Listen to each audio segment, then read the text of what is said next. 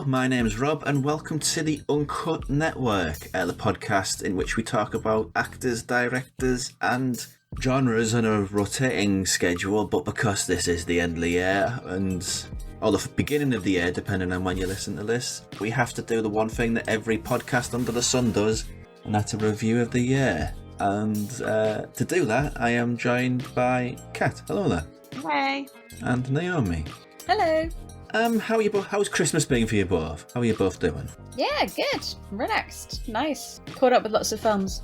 Yeah, I mean, I have a 5-year-old, so it was less relaxed. Lots of unboxing of toys on Christmas Day, but yeah, otherwise not too bad. We went to see the Bluey stage show today, which was a lot of fun. Yeah, just lots of family time. I can't imagine that would have been anything other than crazy with all of the kids with Bluey. Bluey is very popular with small children. Yeah, it's like a puppets and it was basically like a puppet show version of the story done on a big stage at the South Bank Centre. And yeah, it's got all the characters and like stuff from the episodes and whatnot. And yeah, she had a whale of a time. It ends with them throwing like giant inflatable balls into the audience so that you can play keepy uppy with the characters, and it was carnage. There was just like my Aurora included, just children throwing themselves like into the air trying to touch this bloody ball. So yeah, that was an experience. Sounds like hell. Yeah. It sounds like this is why those sort of bouncy, I don't know what they call them, those bouncy worlds where they've got all sort of the cushions where they... Soft play that's worlds. The one. Like, why laws Soft exist. Play. Let them tire themselves out. Oh, that'd be good. On to the podcast proper. Unlike previous years where we've run down 10 to 1, everybody sort of has a go, and everybody eventually... Well, let's just say it was a lot of repetition. Last year it was Everything Everywhere All at Once, and the Banshees of Inisherin were mentioned so much, and there was so much repetition that, well... we had to kind of change things a little bit, so instead we're just going to run through it month by month, and the things that people have picked will be factored in whenever they came out during the year. And we were due to be joined by, also from Ghouls, as the two people who joined me today are, Liz Bishop and Kim Morrison. And from Road to Nowhere, Andy Connor. So their picks will pop up in reference. We don't talk about them in the same way, but in reference, so they might not be able to be present today, but at least their choices will be represented. And elsewhere on the podcast, I'll be going around my table to find out what the people here thought were the best films of 2023. Who am I? I'm Graham Williamson, host of this podcast sister show Pop Screen. We are combining forces to do our traditional best of the year just gone list. The second half will be on Pop Screen's feed on January the 11th, which is next Thursday. But for now, we are covering these January through till June. And I've been joined by James. Hello. By Mike. Hi. By Oliver. Hi. By Simon. Hello there. And Vincent. Hi, Oppie. I'm here to look into these murders on the dance floor that could be falls, along with my lifelong friend looking for her birth mother, whose job is spider and composed music while finding new homes for abandoned babies. So there's all that to look forward to. Aren't you all glad that I was last? It's good. It's like the William S. Burroughs cut-up technique applied to podcasts. 2023 started, as years generally do, in January, which is... I know, right? Never, you lie. January is, of course, traditionally the month where most of the Oscar contenders come out in Britain, and this year it does not get much more Oscar nominated than Todd Field's Tar. There was this year, wasn't it? It was this year. Like every post-pandemic year, 2023 feels like it's lasted about a decade, but that was this year. Tar does in some ways feel like a film from 22 because it was up for all the awards at this year's award ceremonies, but indeed its release was in January of 23. I remember going to see this, unusually for me, I actually saw it with a group of other people because generally I go to movies by myself, but this one I actually saw with a group of fellow academics, so people who we can be a bit chin-strokey And I think we had a lot to stroke our chins about after Tar. It was because that is a film which gives you a lot of problems, good problems. I think that it's absolutely something that it's worth stroking your chin about Tar, because it is fascinating, it is measured, it is confident, and I also think it's a highly sophisticated psychological probe, and it touches on so many different topics. It deals with creativity, genius, artistry, ego, obsession, paranoia, abuse, manipulation, celebrity culture, cancel culture. So I think describing it that way, if you've not seen Tar, then either I've sold it or I've really put you off. There's probably not any in between. But I'll give a simpler summary of it. Tar is, I think, what a film would look like if Alfred Hitchcock had made a movie about a composer. That's one of the more down-to-earth summaries I've read of it. I think the praise before release got so exorbitant that I was half convinced it was just a film Twitter in-joke that had got a bit out of hand. Oh, yeah. So there was a whole thing about treating Lydia Tarr as a real person, wasn't there? Yes. Yeah, I heard she died through Twitter. That was crazy.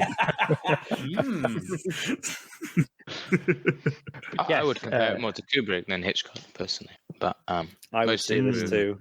I actually saw Eyes Wide Shut at the cinema last night, and Todd Field turns up as the piano player in the orgy. He does. So I was thinking there was quite a lot. He must have picked up quite a lot from Kubrick on set of that film. It's got a similar malevolence spiced up with moments of very disarming comedy, I think. Yes. I think the comedy as well is kind of going for it. It's quite dark, but it also can be quite funny. I haven't got it in my top 10. Mainly because I actually forgot. Well, primarily because I forgot it even came out this year. But I don't think it quite is Kubrick, but it's definitely, that's what I would say is the closest comparison point for me. And who is, right? Other than Stanley Kubrick. Yeah. Also, it has Nina Hoss, who's great, obviously. I love Nina Hoss. Who I actually think outacts Kate Blanchett, which maybe is an unpopular opinion. But well, that's a tall order. I mean, I consider Kate Blanchett's one of my absolute favorite actors, and to see her do something that was so nuanced and so, I mean, not that this is unusual for her, but a performance on so many layers. And I think this is important. It's less common you see female characters who are unlikable, and it's okay for them to be unlikable. There was a book published recently by Anna Bogutsky on unlikable, unsympathetic female characters, and I imagine it came out too recently to include Tar, but I think Tar fits that description, and it's great to see that kind of, I don't want to call it adventurousness, but that willingness to put someone on screen who, in some respects, you think should be this is somebody you're supposed to admire. This is a woman, a gay woman no less, who has conquered a very male-dominated world. And yet, as the film progresses, it's like, yes, well, I'm with her, and I'm kind of, I'm going along for the journey, but I'm glad she's fictional in that respect. But at the same time, I think the film does a great job of being able to present this pretty despicable person in a light that is compelling and at times also sympathetic. So, she's both an unsympathetic and she's unlikable, but also sympathetic, which is quite an accomplishment. Yeah. So, yeah, for me, Tar is an absolute work of genius. It's, of course, not the only awards contender that was out that month. You have Steven Spielberg making a movie that he's long promised about his upbringing and his falling in love with cinema, which is The Fabelmans. Yeah, I really like this film. I thought, to be honest with you, it's been a long time since I saw it, because I saw it when it came out, so I haven't really got much to say about it.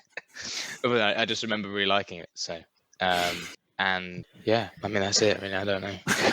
If anyone's seen it more recently than me, maybe they can add a bit more to it, but I can't. I feel like it's been so long since I saw it, but do remember watching it and being very moved by it. Steven Spielberg is obviously, I don't know how to say it really, sort of. His films. It's kind of his bread and butter, really. It's kind of like emotional, kind of sense, kind of sweet, but and sometimes that kind of annoys me with his films, but I think it works here. I think the material kind of asks for it. And obviously, it's actually quite funny as well. and I think Michelle Williams is very good in it, and it obviously looks very good because it's Steven Spielberg. Just a very solid film. I think it's sort of, I don't think it's his best, but I think it's a very solid film. I think that he's on a very good upward swing at the minute with that and West Side Story. God, I love West Side Story. I think yeah. I think West Side Story is probably I like that one more than this one, but I think this is still good, a good follow up film. And I think it's kind of cheesy, but when David Lynch comes on as John Ford, I thought it was quite funny. I was going to say, imagine how good West Side Story would be if it had a cameo from David Lynch.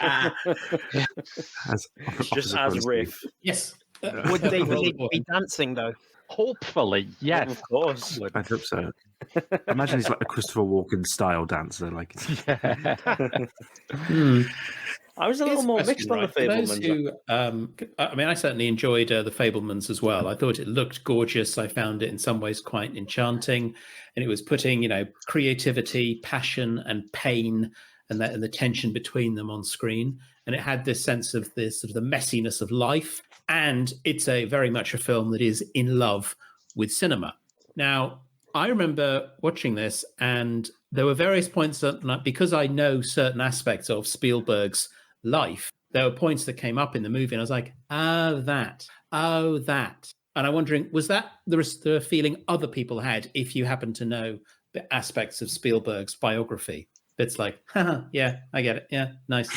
No, I didn't know a lot about his childhood other than the John Ford anecdote, which is obviously what started off the whole David Lynch speculation.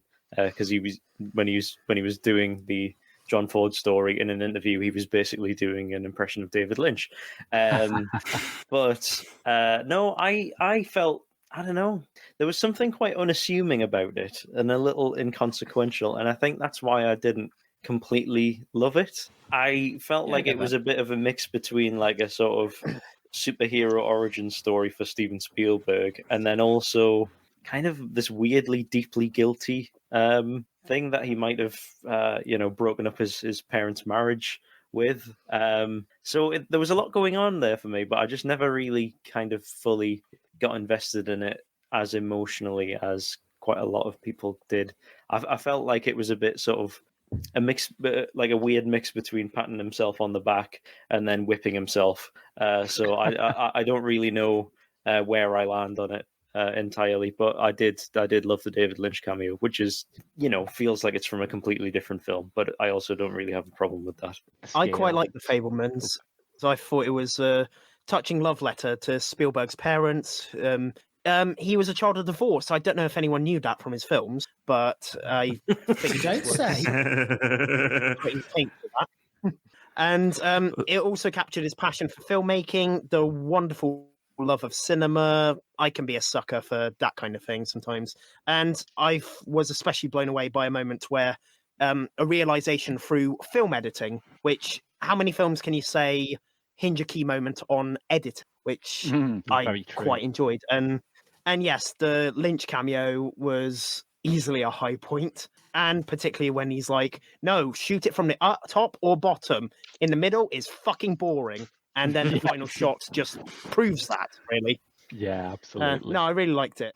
On the exact other end of the scale from all these big Hollywood productions, January also saw the release of Mark Jenkins' follow-up to Bait, Ennis Main, which I don't know if I'm getting a few nods. People did see this one. It would be strange if they didn't, considering that this is a collation of everyone's top 10. What did everyone think of this? Sorry, this is actually not on my top 10, but it should be. Okay. I'm going to, on the fly, take out Fabelmans and put that one in. I thought I'd put it on there. I don't know. It's on my I love how the structure of this is changing as we're speaking. It's going to be a completely different show by the end of the actual recording. A place where we all get together and convince each other that we're all wrong, which is great. I'm happy with that. Yeah, this recording's sort of like going to an island and finding all this, seeing all this beautiful scenery, but then time and perception start not operating the way we expect. It's just like that, isn't it? He's Just talking very about much like that. Fantasy Island, listeners. That's what he's talking about. No, yes. I was going to say you're quite Lost, right. but okay. But yes, Ennisman. Let's pick it apart. I was fairly Hang on, frustrated. we've got to by get it, through a lot of actually. movies. You know, we could be talking about Ennis Main all night. Yes. It's true. Yeah, I found it quite troubling, but I did enjoy it. I'm willing to give him the benefit of the doubt because it did remind me an awful lot of very, very classic folk horror, but like a lot more obtuse than any of those things. I don't really have much to add other than that I kind of got swept away in it and battered, and then it sort of spat me out at the other end. I would love to watch it again, though. I will say that. Yeah, it was a weird experience because I think I wasn't sure if I was on board with it, but then after I finished watching it, I couldn't stop thinking about it, particularly just the final like transformation thing towards the end. It's a really weird one of it. It's like genuinely haunting film. It's a very it is indescribable because it's very much going to be like you go with it or you don't. And yeah, like Simon was saying, it is an experiential nightmare really.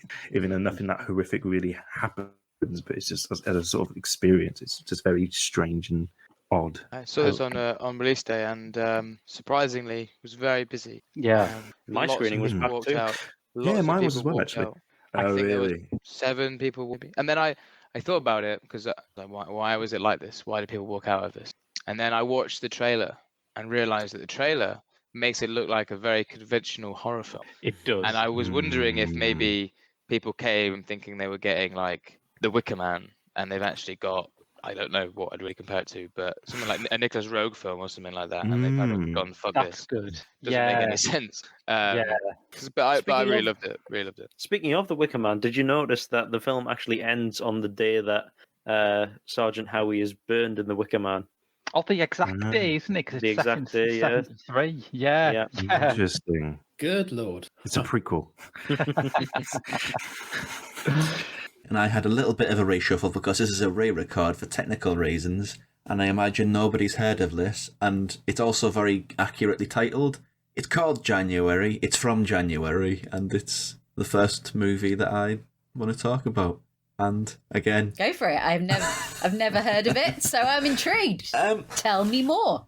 it's a Bulgarian folk horror mystery thing. Set in the woods. I don't know when it is because folk horror tends to be sort of out of loop of time. But it's one of these movies that just is so aesthetically my jam. I can excuse the fact that it's very slow. I can excuse the fact that it's sort of obscure and European. But it's a movie about sort of a slow creep of sleep paralysis hitting this very weird little part of very rural Bulgaria. And it's sort of helping me complete my, I don't know how you describe it, my series of movies, my folk horror movies, where every movie is named after a month of the year. Because we've got November from a few years back, and November was great. And I haven't seen that one either. if you've seen that or heard of that one at least, this is very much of the same sort of stock. That weird, creepy, mysterious European folk horror. Oh, cool. Not for everybody. No, I mean the words slow burn and never, and I mean I do like my folk horror, but slow is not me. Cat has much more sort of patience when it comes to these things. I'm more of a, if we're not there in minute 20, to be frank, I'm over it. Well, there's slow burn and there's slow burn. I like slow burn where it actually builds to something. There's so much slow burn which is just an excuse to just be slow and it doesn't actually go anywhere. Yeah, true. I don't think this is it, but So why would you recommend it to anyone who's never seen it before? I don't think I can. It's one of those. No. You see, that's not Sell it to me, my friend. Sell it to me. Why should I watch this joyous thing? I won't call it joyous either, but I think it's just unique and one of a kind, and you don't get these sort of movies made.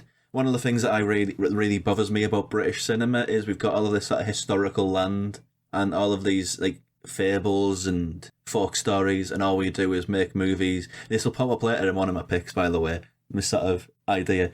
All we do is make movies about posh people and working class struggles, and to see that we were better in the 70s, but that kind of aspect of it has fallen away a tad in times. Yeah, Yes.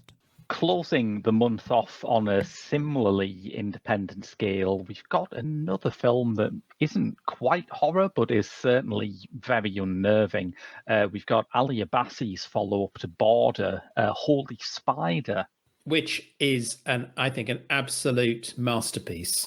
Mm. Holy Spider, I mean, it's one of these tricky situations where the story, I think, behind the film is almost... Well, there's the story before the film and the story around the film's production, and then there's the film itself.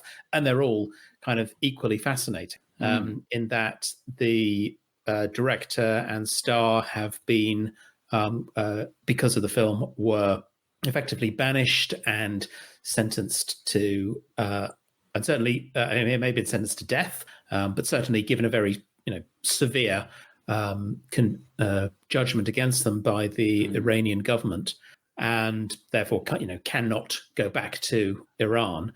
And in some respects, that's not terribly, I suppose it's not surprising, considering this is quite a damning film about Iranian culture, about Iranian politics, but often not necessarily in the ways that I might have expected, at least not, and perhaps not only me. And then, this is inspired by true events as well. So there's the true story. I expect there are true crime accounts of this particular case, concerning a serial killer in a holy city of Iran. And on the one hand, it is a serial killer film, but not, I think, in the ways you might expect. I remember saying to a friend of mine I was going to see this, and he was like, "Oh yeah, a bit of Hannibal Lecter," and I'm like, I doubt it. And no, indeed, it's not like that at all. Wherein we find out who the killer is quite early, and he's in no way charismatic. He's actually quite pitiful. And if you ever wanted to see, a perfect demonstration of toxic masculinity, right there. But it's at the same time, beyond that toxic masculinity, it's not just embodied in an individual. We're talking here about misogyny that is weaponized, that is politicized, that is institutionalized. And in the middle of this, we've got this incredibly dogged journalist who is facing, this misogyny at every turn that she takes. She tries to check into a hotel and is told that she can't do that for no particular reason until she explains, look, I am a journalist. Here are my credentials. Yada yada yada. It's compelling. It's utterly chilling. As you say, Graham, it's kind of on the horror end of things. And I call this, what's what I consider social horror. It's saying that horror isn't only in something exceptional. It's not only in something that is other. This is about horror that is all around and impacts. And and some could say, well, yes, okay, fine. But it's in this very particular situation of Iran. But I think that the kind of the themes this film deals with, its portrayal of misogyny and toxic masculinity is in no way specific to a particular social political context. I think you could find that all over the world. It's an important film. The fact that it has made the Iranian government quite angry, I think, is a demonstration that it's important. And this was back in January. It was out. It's subsequently been released. It certainly was available on Mubi. Maybe it still is. But I do think it's a film that everyone should see. So yeah. I watched it when I was also midway through The Long Shadow, the ITV dramatisation of The Hunt for the Yorkshire Ripper, and that thing you said about universal applicability obviously rang completely true, because I was thinking, oh, right, these are the same story, aren't they?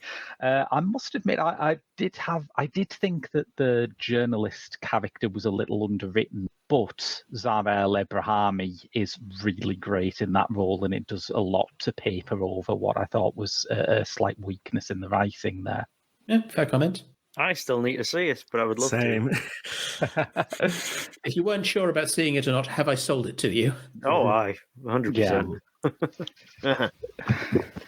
Well, this is odd because I've certainly never thought of February as like the hot month for new releases, but it has nevertheless got more nominations, more films nominated for people's top 10 than any other month, and it begins in what might be the most dramatic tonal U-turn from Holy Spider, with Marcel the Shell with shoes on.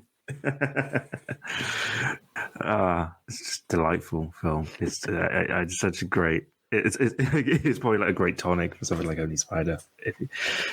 I remember seeing this with my housemate, and we were just utterly charmed by it.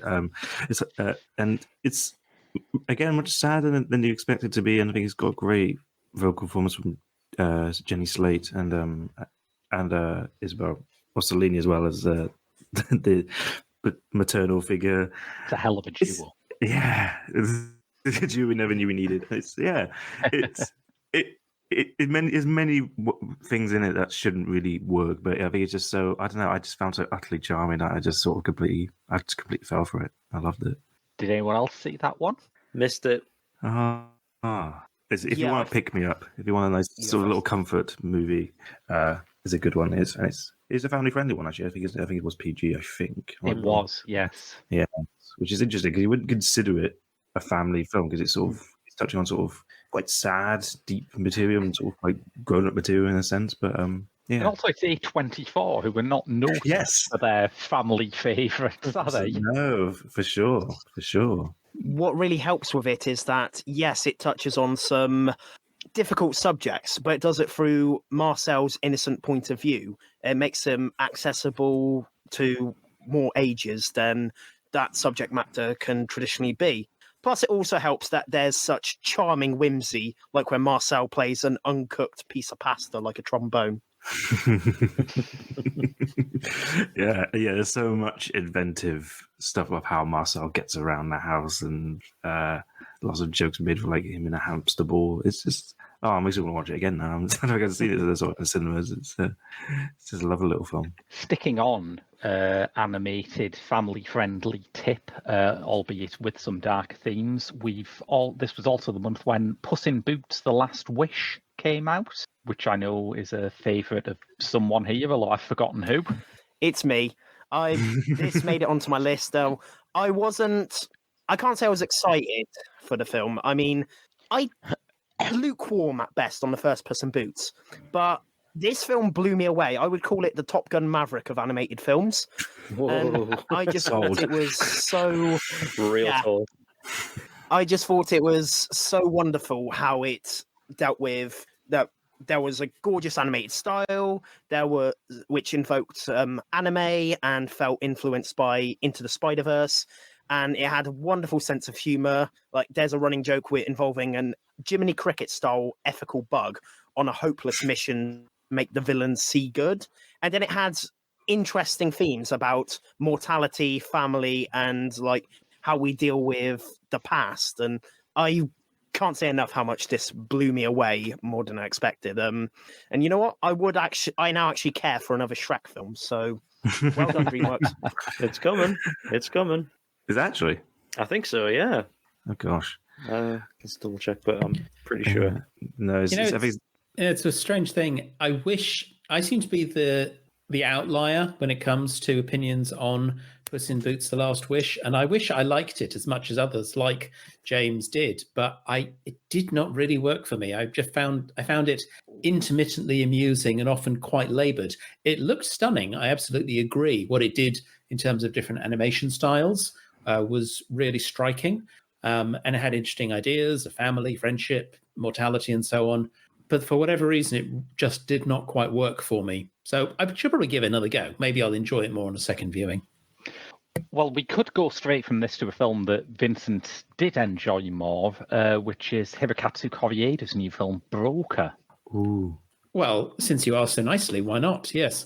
Broker is a movie that, when you hear the premise of it, I mean, it is a sort of thing that makes someone go, wait, what? Really? A Japanese director, but it's set in Korea. And it does this thing that I find is remarkable with Korean filmmaking, that and able to do a really great balance of tones that you can have it. And Broker does this as well. At points, Broker is quirky. At other points, it's amusing. Sometimes it's touching. Sometimes it's melancholy. But it sort of balances this whimsical humor, sometimes almost slapstick humor, with tragic inevitability, but there's also this cautious hope and humanism, as we have these sort of low-level criminals who watch a adoption agency, and by adoption agency is putting it, I think, in its broadest sense, because a place, apparently this is a thing in Korea, where parents of unwanted children or children they can't really support can bring the baby, effectively put the baby in a kind of a drawer in this building at night, and then the baby will be taken into the adoption service. It's an anonymous donation almost to adoption. So how long are the babies in the drawer? Pardon? How long are the babies in the drawer? Are they just left there for? No. I think the place is It's like somebody on the other side, I think. Oh, yeah, okay. it's staffed 24 hours. So as soon as the baby is left there, they are immediately brought in. But the point is, you don't have to sign anything. It can just be anonymously, in the nicest way possible, abandoned. But then you've got these folks who watch the drawer, the place to leave the baby, and will sometimes steal the baby and then sell it to people who want to adopt, kind of, on the black market, as it were. Which sounds like, but what's amazing is that the characters we follow in this, they have this resigned desperation, and there's a sense of social neglect, and that's very, it works on the basis of sort of unorthodox family. But I was watching this, I remember going like, seriously? And then moving to, oh, that's sweet. And then that's really funny. And then, oh, that's heartbreaking. Broker was magnificent, and I think more people should see it. Clearly it's one that just the premise is making people here going like, "What, seriously?" So I feel like we've just accidentally done recommend. a reaction video. Have I been doing a reaction video? Just without meaning to, yeah. No. There you go. Never beginning to my talents. Yeah, I think it helps that one of the brokers is played by Song Kang-ho, is always just so endearing in everything. Is you can't help Absolutely but sort of root for him in some way. Yeah, it's the first time I've seen the Corey Ada film. I'm definitely going to see more, because I know obviously you're a big deal with shoplifters and various other things. It does sort of take you by surprise in terms of your sympathies towards the characters, because like you said, the setup is sort of, who are you really like? You're very suspicious of many of the characters from the start, but you do warm them. Yeah, I second Vincent. It's a really, really interesting film. We've got some genre choices as well as drama for this month as well. There was M. Night Shyamalan's Knock at the Cabin, released this month. I would say it's a return to form, but I'm very critical of the man, so I would say that. Yeah, I mean, I'm a sort of M. Night Shyamalan defender, as you might say. Actually had an argument with, not an argument, but a debate, a heated debate with one of my fellow classmates at uni, course mates even, about M. Night Shyamalan, when I told him that I had put this in my top 10 films of the year. But yeah, it's a great film. It's it's a short, tense thriller, it looks amazing. Every Shyamalan film is always framed very well. Knows exactly where to put the camera. He's very good at orchestrating movement, how people move around the camera and block things. Also has some very horrible scenes of it cuts to this like TV and these like apocalyptic visions. Very startling stuff. I think that Dave Bautista is very good in it. Just a really enjoyable sort of nuts and bolts thriller that I don't think we get very much of anymore. And yeah, really enjoyed it. Just it's quite a simple, nothing fancy film, but I think that's sometimes just what you want, really. So, and one of the less weird films M. Night Shyamalan has made in the last 10 years, which I like the weird films he makes, but it's kind of good to see him do something that's a bit more not believable or normal, but just a bit more straight and narrow, sort of Hitchcock. Yeah.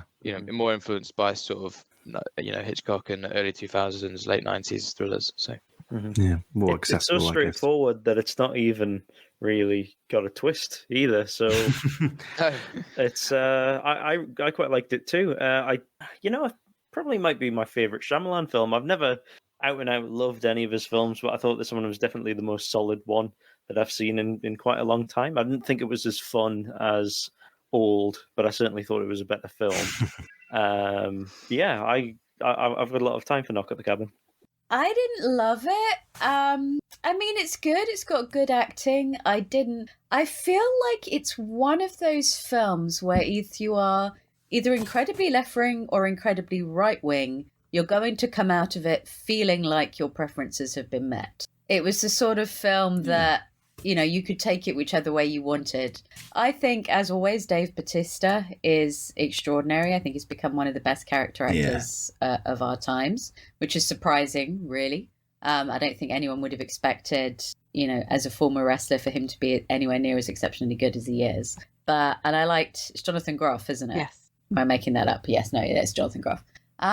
It wasn't for me. I did not care for the ending, but I can appreciate that people enjoyed it. Yeah, I was going to say, I think the ending in the book is the better ending. Yes, and absolutely, without question. As I made the mistake of reading the book first, and he does change the ending, and I prefer the ending in the book because the book does leave it more ambiguous. When you did read the book, as I did you not find yourself thinking, God, if they don't get Dave Bautista for this role, some casting director needs to be fired? He is, that absolutely. role is made for him. Absolutely, and I thought Rupert Grint was very good as well. Actually, it's agreed. Not a role you wouldn't expect from him. The Dibton was great. Yeah, I still did enjoy the film. I think it just felt for me the end was over like, oh, it's not. Okay, I don't know. It wasn't as satisfying or as interesting to me as in the book, but it's still, like I say, very well shot, well performed. It still actually is quite faithful, largely, to be fair, and it's got a great child performance in it as well. I will say, in Kim's defence, that when she compiled her list, she got confused and just wrote all horror and didn't realise that she could write not horror.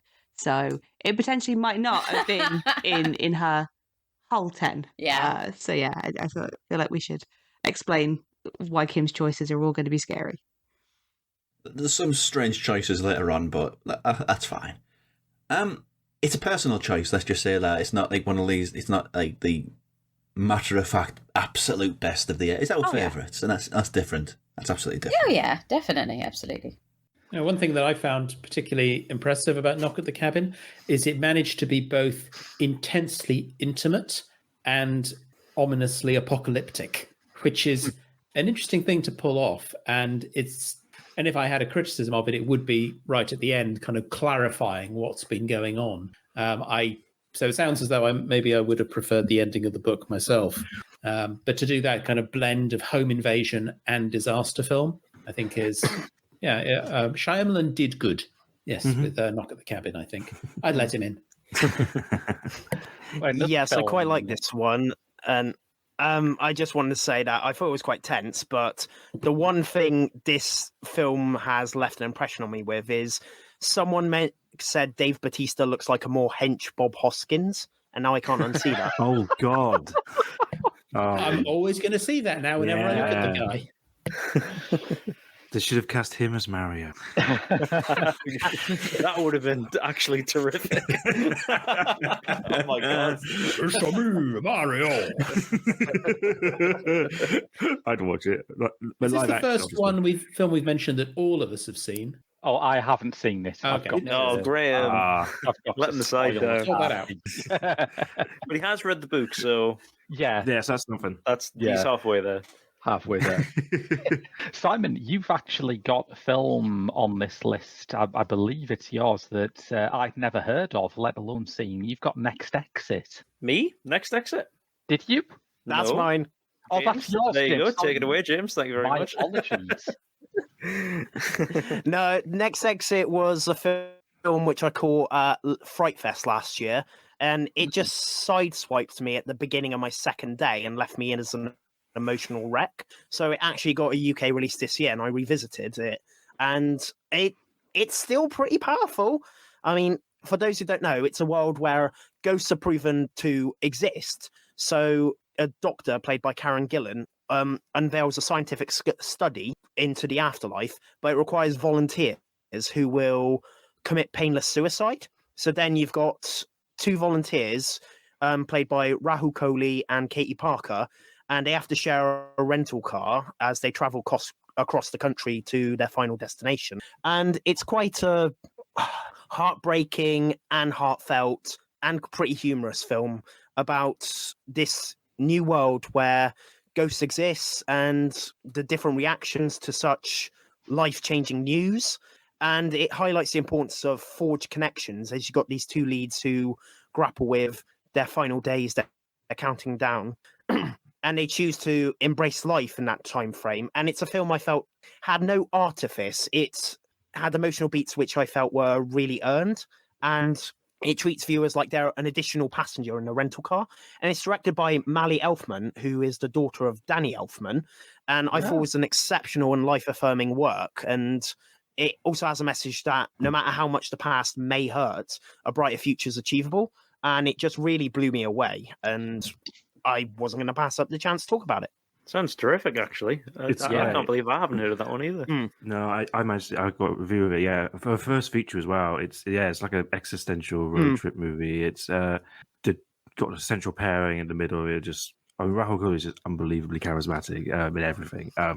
But together, the two of them, it's a really great film, and it's got a bit of everything. It sort of starts a bit genre-y, but then it sort of becomes quite realist, and then it sort of shifts a lot, but you carry through all the way. Like, I think at the very beginning, where you sort of first see a ghostly encounter, I think it's a really strange experience. And it's a bit scary, but a bit sweet, and a bit just strange, and it really sets up the premise really well. I highly recommend checking it out. I think it was on Now TV or something. But I'm the outlier again here. I think I was at Fright Fest when James saw Next Exit.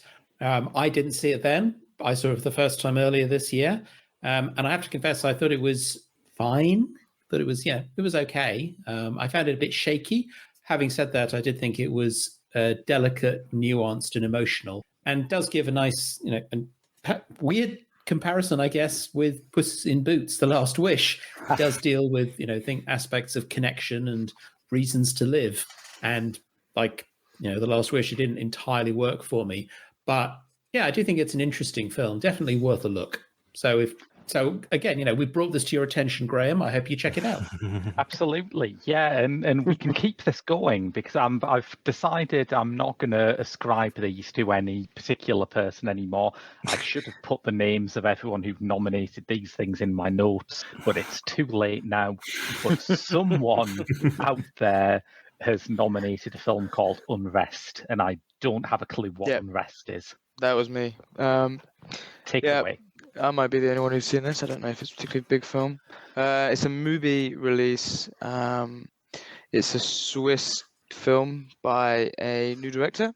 Well, I say new. It's first feature-length film. I can't say their name. Cyril Schurblin. Might be saying that wrong. I think they're German. It's a film that is period piece. I don't know if anyone here saw. Remember the director of the film The Young Karl Marx by the guy who did I Am Not Your Negro, Raoul Peck. Yeah, Raoul Peck. Yeah.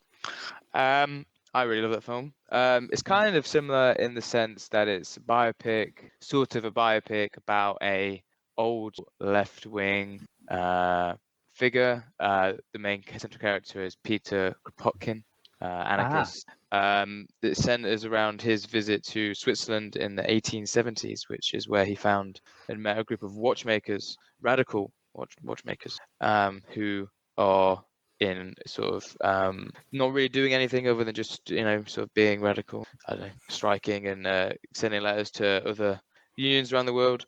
It's a very strange film. It's about time, labor, anarchism, left-wing politics. It's period drama, so I quite like all that kind of stuff. Anyway, it has these. It's very strangely. The framing is all very strange. It's very naturalistic. It's just really enjoyable. It's not a fantasy. It's a very real film, but it's quite dreamy. It's it's kind of hard to explain really without sort of just watching it. But it's very European. I guess my friend we agreed it was like the quintessential like European sort of left-wing European film of the year. So it's very much about left-wing things really. So it's just good. Yeah, I really enjoyed it. I think it's actually very high up on my list. I would highly recommend if anyone has a movie to give it a watch. It's like 90 minutes. And, I'm sold. yeah, it's good. It's sort of it's about nationalism as well. Lots of it's clashing between the sort of more nationalistic Swiss people and the anarchists, which was a huge thing at the time in Switzerland. It was sort of where the movement became very popular. So yeah, I recommend it. Another one which is going to be a hard sell, and another one from me, and I assure you all the weird ones are over and done with now. It's the Donkey movie E.O. Yeah, I still haven't seen this. I feel like did you mention this at the end of last year? I could have. Maybe somebody else did. I still haven't seen it, but I feel like it's one of these films that everyone who has seen it seems to be absolutely evangelical about it. So tell us more. It's kind of a weird movie. It's a series of incidents where a donkey he's with I'm assuming it's a he. I don't know anything about donkey kind. I'm really showing my ignorance. But he starts in a circus and he's liberated by government lackeys who are very proud of the fact that they've liberated these animals from the circus, but they don't really give a rat's ass one way or another about the welfare of the donkey. So it's just a series of incidents after that where the donkey goes across Europe, all beautifully photographed. Surprisingly metal, a surprising number of laser shows in there too. But it's just sort of about this donkey living life. And that's the best reaction you can have to it, because I don't want to say how it ends, because it's one of those, it cuts to black and oh, I'm really sad now, that's ruined me day. And it just gets so much done in 80 minutes. It's a lovely movie. If you like animals, I would recommend it, but I also wouldn't. It's one of those...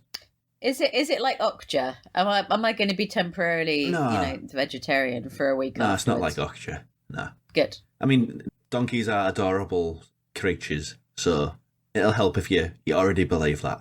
Yeah. I just can't watch anything with animals in. I get too attached to them. So yeah, my husband despairs because we can't watch Attenborough together because they go, oh look at this. oh no, they're look at this really cute brutal. Yeah, they kill it in 3 seconds. Yeah. Look at this really cute. I remember the one that I did watch. Is like, look at this really cute little penguin.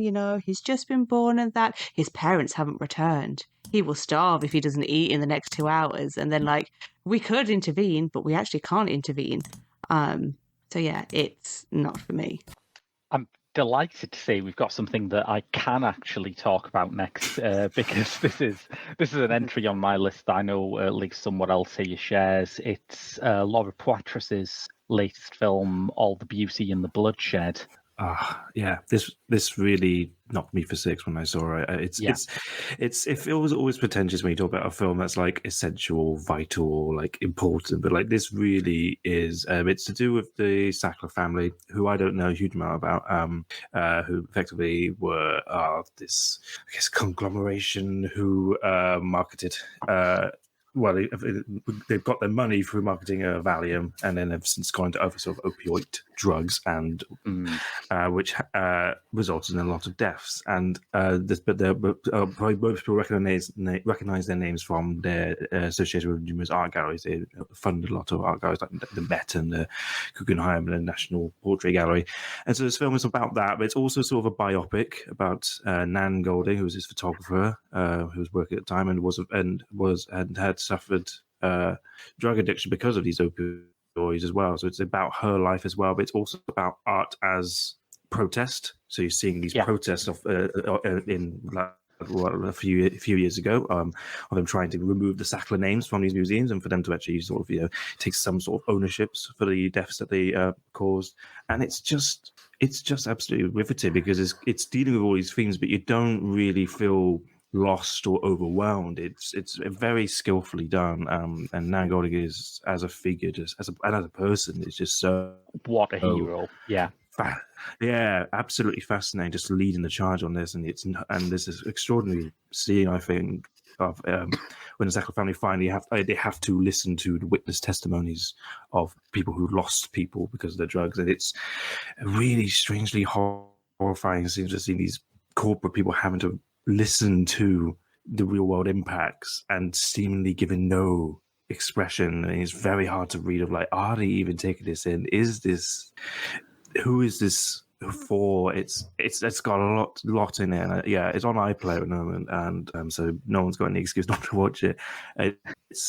It's absolutely brilliant. Really, yeah, I completely agree with you. I think it's an astonishingly good film. It does feel like a sort of classic revenge movie. You know, they left her for dead, and now she's out for payback. Except, this all happened. And it happens as Poitras is filming it. You know, she is very experienced at going undercover with activist groups. She's done it with WikiLeaks. She did the documentary about Edward Snowden, and this has all the kind of cloak and dagger stuff from that, but in an art world context. It's absolutely incredible, I think.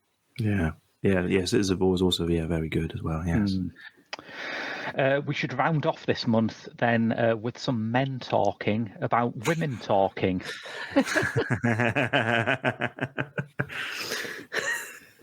Is there any point? Brian? Yes, I've made this sound like a bad idea, I know. Let's just leave it there. So this one was one of my choices. I pretty much caught up with it because it was Best Picture nominated, and I was like, well, I should see what I can. And this one just absolutely blew me away. I mean, it brought to mind 12 Angry Men for me, in how it had such thought-provoking and gripping discussions through the scenes of these characters, talking delivered in such cinematic ways. And it really helps that you got so many powerhouse performers bringing this alive. And it's an exemplary work of these women who are trying to decide what's the best action for them in the wake of rampant sexual abuse from the men of their colony. And it's really fascinating to see how they try to reconcile their faith with the horrific events, because they're told the only way you can get in heaven is if you forgive these men, while also understanding how regressive such ideals are to allow such actions operated in silence, but also delivers the need to challenge authority and grapples with the impact of their potential actions. I thought it was phenomenal stuff. And my goodness, Sarah Polley is such a phenomenal filmmaker. I mean, I know awards are essentially pointless at the end of the day, but how did this not get a couple of acting Oscars? It's such a phenomenal work. And did anyone else see it? Yep. Yeah. And I, largely agree with what you said. I think it's a film that manages to be muted yet dynamic. It's hard hitting. Sometimes it's harrowing, as it should be. It's pointed. It's also very relevant, as it talks about these institutional dangers. It also talks about solidarity and the need to challenge authority, which is why I say it's relevant. That is, okay, it may be specifically about. It's I think inspired by actual events of women being abused within a particular commune, but the need to challenge authority has rarely been more apparent. So I think that many of us could take inspiration from women talking, and and even if we don't take inspiration from it, we can certainly. It's a really powerful, engaging way to spend a couple of hours. And as Sarah Polley said, when I think she picked up the Oscar for adapted screenplay, so unexpected that women talking could get this much attention and indeed an award. So yeah, good for her and good for everyone involved. So we're going into March with the adventures of someone who, in my opinion, should have got over that thing with his dog by now. It's John Wick Chapter 4. John Wick Chapter 4. We also saw it together. I mean, we did. It was amazing. Arguably, it's far too long. It's far too long. And there is a real dip in the middle where things just go on a little bit forever. But it's just amazing. You've got a Skarsgård as a villain in the most extraordinarily beautiful bespoke suits. And then you've just got Keanu Reeves just wilding all over Europe. I mean, all the action sequences there. Is it the Arc de Triomphe where he's driving? You've got the insane dragon breath gun sequence, which, you know, tops anything from any video game. And then you have the stair sequence, which is also, I think, one of the funniest scenes of the year. I mean, and just in terms of the ridiculousness of the slapstick of him getting almost to the top and then routinely being kicked all the way down again. It's just very, very, very funny. I didn't mind. I didn't mind the pacing, but then, you know, I can never have enough Keanu. I think it's a nice way to end the series. I know that Lionsgate are desperate for a 5th film, but I feel like this is how they have to end it and how they should end it. Is it though? No, not really. I mean, it feels like it should be, which is why I loved it so much. Actually, it completely took me aback. I've always been a big fan of the John Wick franchise. 2 being my favorite one because it's a, you know, terrific whirlpool of rules and regulations that motivate action movies to just keep going. I thought 3 sort of got a bit more mired in that and just went around in a big old circle. But this one was just like the fireworks factory for me. 3 hours almost of action sequences that probably go on for 2 to 3 beats longer than they probably should. But that's fine. I actually think that this is the most entertaining time I had in the cinema this year. Just very, very well mounted action with confidence, passion, swagger. Yeah, I mean, okay, yeah, sure. It's not really about the dog anymore. It's about sorting out your affairs before you die and not having anything to owe to anyone. And I think I found that like weirdly quite powerful. Chad Stahelski has proved himself as a stunt performer turned director with this series of films. Let's see what else he can do. I don't want the poor guy to just be making like John Wick 700 in, you know, a number of years. Let's let him do like David Leitch did after the first one and go out and show what else he can do, because the sequences in this are insane. You know, there's the Japan one where, you know, Keanu's fighting with nunchucks. You know, you don't see nunchucks in like mainstream cinema. It's unless it's a Turtles movie. So yeah, it's that the Arc de Triomphe is Frogger come to life. There's little references to all of Keanu's work. Like during that sequence, there's a bus that nearly hits him that looks suspiciously like the one from Speed. So yeah, it's a great good eye. way. Yeah, it's Keanu. I was obviously going to pick it up. But yeah, it's a great way to send John Wick off, and it was a lot of fun. And Bill Skarsgård is just fantastic as the Marquis. So good. Yeah. And also the stunt guy whose name I'm sure you all know, that gets to have the full on fight sequence with him in the club. Where he got to no, I'm gonna have to look him up now. Yes, Adkins. Scott Adkins. Yes, Scott Adkins in a big old fat suit. And I love that he got that little moment to shine to create that character instead of just being henchman number 5 or something. He got to kind of come up front a little bit more, which is obviously what Chad Stahelski is all about. And then he got to showcase that character, and people really fell in love with him. It was, you know, behind all of the obvious kind of, you know, heroic bloodshed antics and, you know, comic book lunacy, this one basically has Kingpin and Daredevil in it as well, with Scott Adkins' big killer Harkan and Donnie Yen's Kane. Haha, appropriately named because he has a cane that he kills people with. Just terrific stuff. Did anybody else enjoy this as much as me? I mean, that's a high bar, isn't it? No, it's not in my top 10, but I did really like this one. I always appreciate an action film where they take such talented performers, such as Donnie Yen, Iko Uwais, people like that, and they don't butcher them in the edit. they actually let their fury fly as it should, and not just to accommodate so they can fight Mark Wahlberg without visibly killing him or something. And it's got beautiful cinematography in it the whole way through as well. Absolutely. And I love that the way they've ended it, they can pick it up if they want to, or they can leave it be. I agree that they should probably leave it be.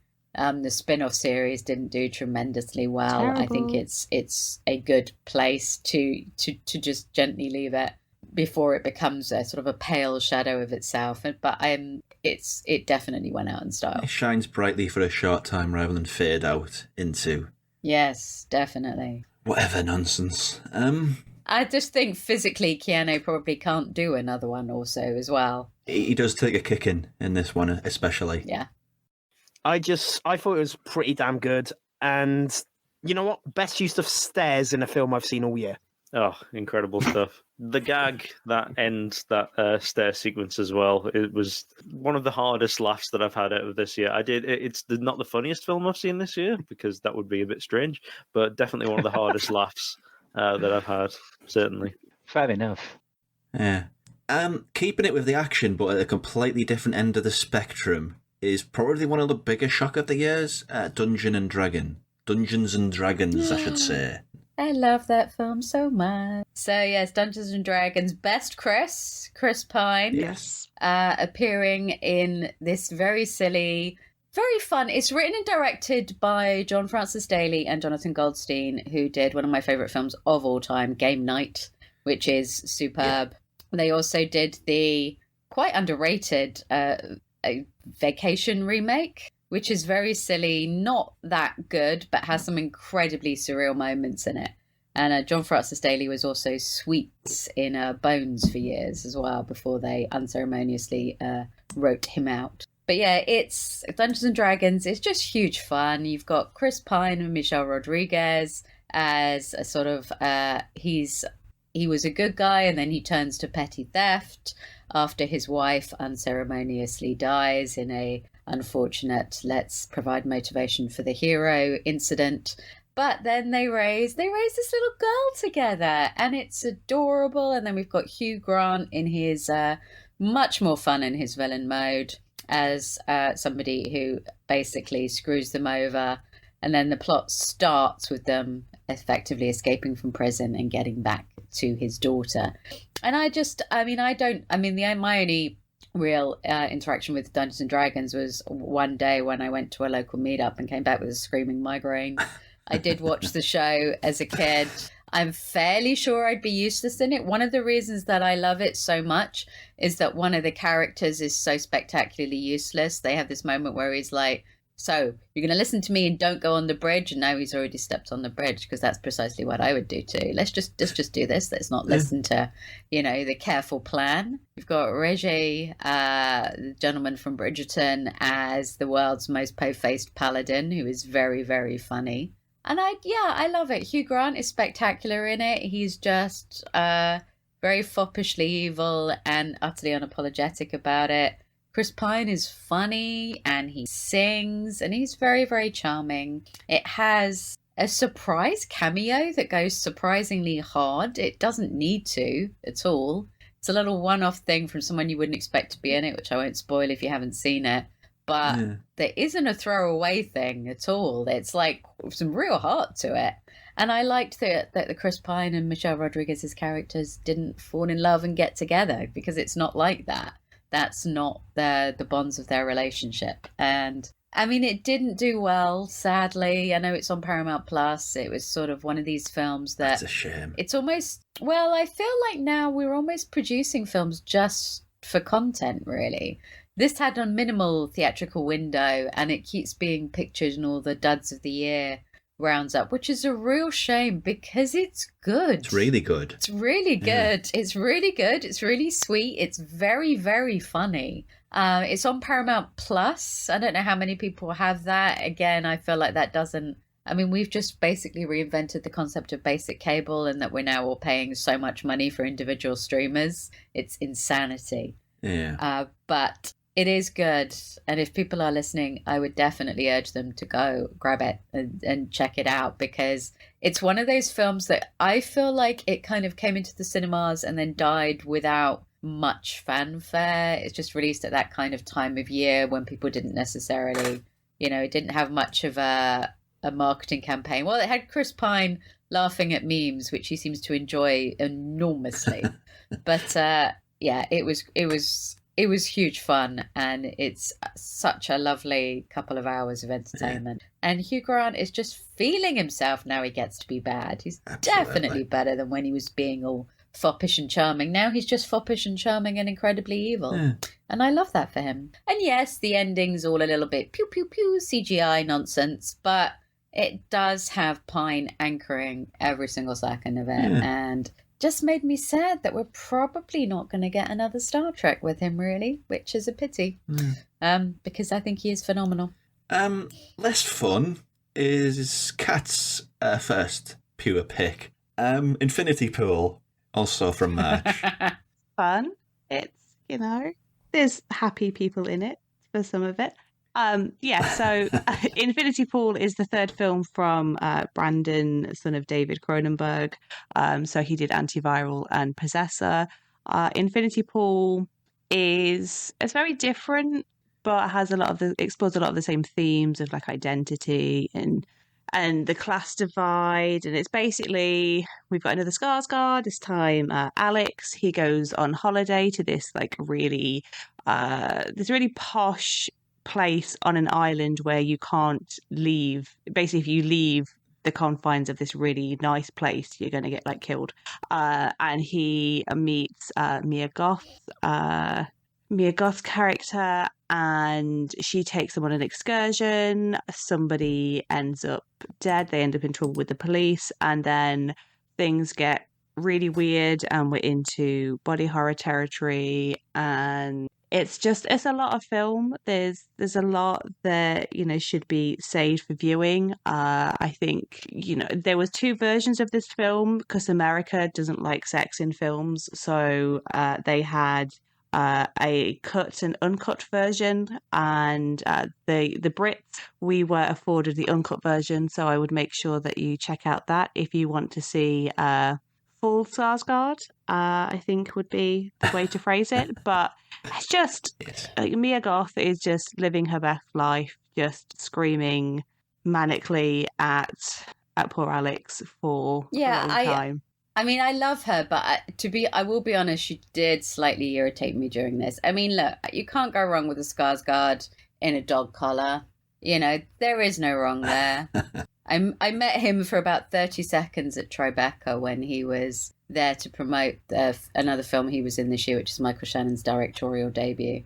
And he is ridiculously tall, and every single person was just yelling Infinity Pool at him. It was very, very funny. He had to almost bend down in half to take a selfie with me. He is that big. But he's just very charming and very exactly as you would expect in real life.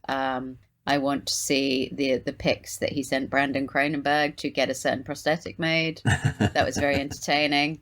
I enjoyed it. I enjoyed Possessor more, but Infinity Pool is it's certainly one that people, if they're a fan of Alexander Skarsgård, they should go and check out. He really marked himself out from his dad as well. I will say that, Brandon, in this one. Yeah. It feels very much, the others felt like they were sort of David Cronenberg light, but this feels full fat Brandon.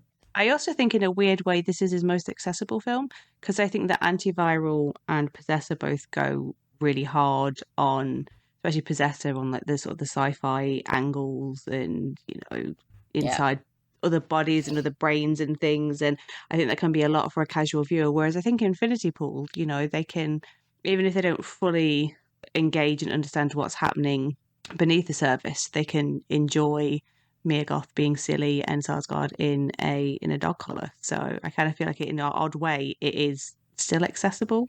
Yeah. I can see that.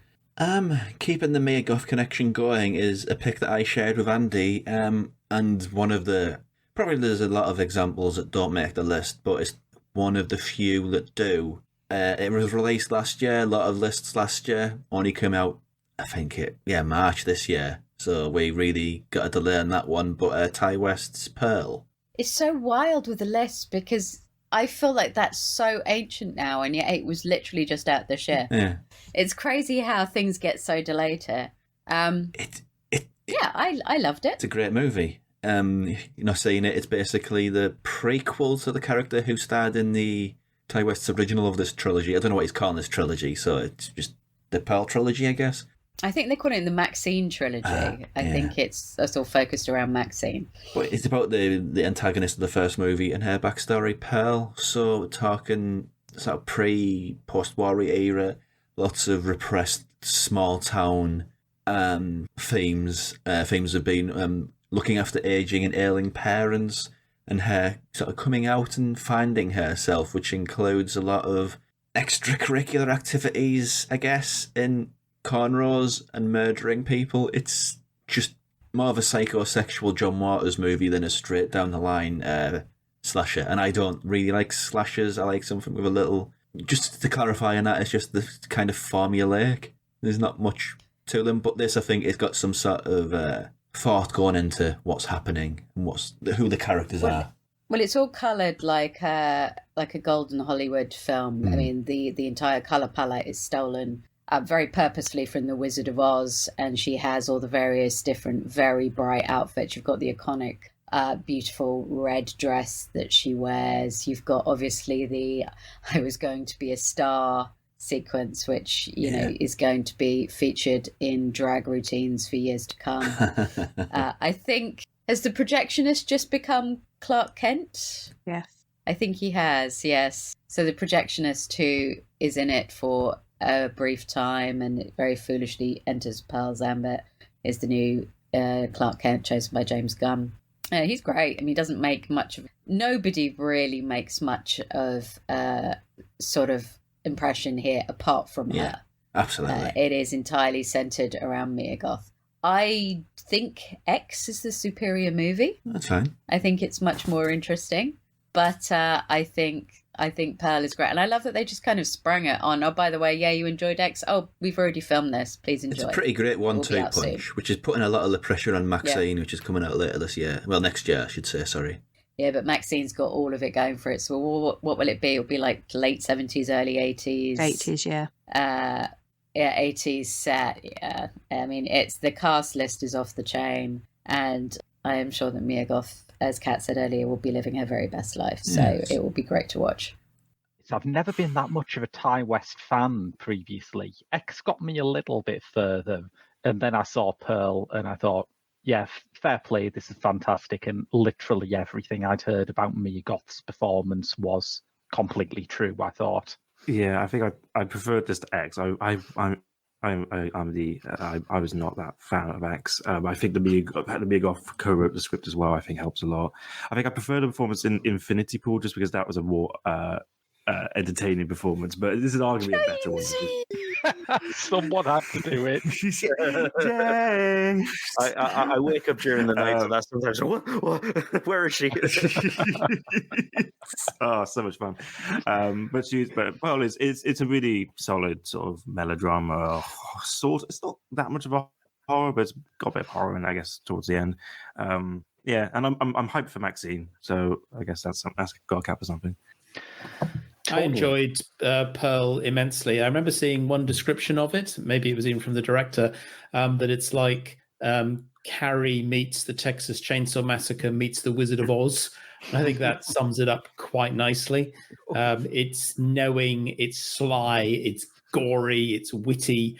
It is, I think, in some ways, it's simultaneously a revenge tale and a redemption tale, kind of a form of self-redemption, I guess. And I always enjoy a story of showing the dangers of repression. It's like, well, if you're repressed, woe betide you if that thing gets unrepressed, while also showing kind of the dangers of expectations, and to present somebody who is so simultaneously engaging and kind of adorable and also fucking terrifying is quite an accomplishment, both in the part of Ty West and indeed Mia Goth. And I'll never look at a scarecrow again. Like that, quite the same way.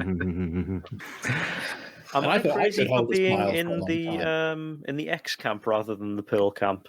Interesting. Yeah, I thought X was quite a remarkably well done, straightforward slasher film. Sly enough to, give some real subversive gags in there. And I just found Pearl to be a bit of a strange exercise in reverse engineering the psychology of a character that I found much more interesting actually in X. I thought giving her all this, body count previous to this sort of robbed the character a little bit of the real sadness of that repression getting to 95 years old or however old she is in X. I just don't really think that there's two films in that character, but I did think that Mia Goth was very good, probably better in Pearl than in X, but overall I did prefer X as a film as a whole, I'd say. It is quite weird that it gets us to spend a whole film sympathising with this character, even though in the back of your head you're thinking, oh yeah, she gets her head run over in the next one, doesn't she? But spoilers. but she's a star. She absolutely is a star too. Yeah, incredible. I'm mad that they did this just because they had to stay in a location because of COVID, basically, and they thought, well, let's just make another film then. So that's incredible creativity. On its own merits. The mine's actually pretty good as well. Closing out March is the first of many surprise entries. Scream 6. Kim picked that one. I didn't like it, so... Ooh. I did enjoy it. So basically it's just Ghostface. Ghostface takes Manhattan is all you really need to know. Yeah. It's cruel. It's got some... goes much harder than the last few. It's basically the cruelty of the Drew Barrymore sequence at the beginning of the first Scream multiplied by 20 and continued on throughout. There is a sequence where they have to climb between New York high rises across a very dodgy ladder that is genuinely horribly upsetting. By this point, Ortega is already feeling a little bit wasted in the sister role. I will be honest, even before the recent controversy, I was never that big a fan of Melissa Barrera in the lead. I feel it goes a little bit too heavy on Sam and the flashbacks with Billy and everything. I feel like there need to be more strings to her personality than just she's the daughter of a serial killer. But I thought it was good. I thought it was very strong. They have completely managed to screw up the third one in a quite extraordinary way. I have no idea how you can announce a new film when you didn't have any of the cast locked in. They've dropped Melissa Barrera for some fairly tenuous comments. It seems all a bit ridiculous. So it's very sad that, as it seems, the Scream franchise at the moment, unless they completely reboot it, appears to be temporarily dead with no director and no cast. I think the problem for me is I picked the Ghostface killer the first time that they were on screen. And I was really hoping against hope. I've got to be honest, I didn't. Yeah. I didn't. So that's good. Yeah, I picked them straight away, and I just spent the whole film going, well, maybe it won't be. Maybe like they're setting them up to be really obvious, and then it'll actually. But then they didn't, and so I was a little disheartened and disappointed when it was who it was. But that's the thing. That's just because I've watched so many of these things that really hard to surprise me these days. The killers were weak. The killers were weak compared to the killers in the previous one, which we have to keep being vague in case there's someone who hasn't watched it. But yes, the killers were a poor choice this time around. I felt like it would have been much more interesting. It was fine. The previous one was stronger. I liked the New York setting. I liked how sequences of it were very, very brutal. The rules of a requel were already getting a little bit tired, because there's no such thing as a requel sequel, so it's pushing it just a tad. But it's a shame where it's ended up. I am sure that being Hollywood, give it 6 months, it will be revamped and back anew. But if this is the final one, not a bad one to go out on.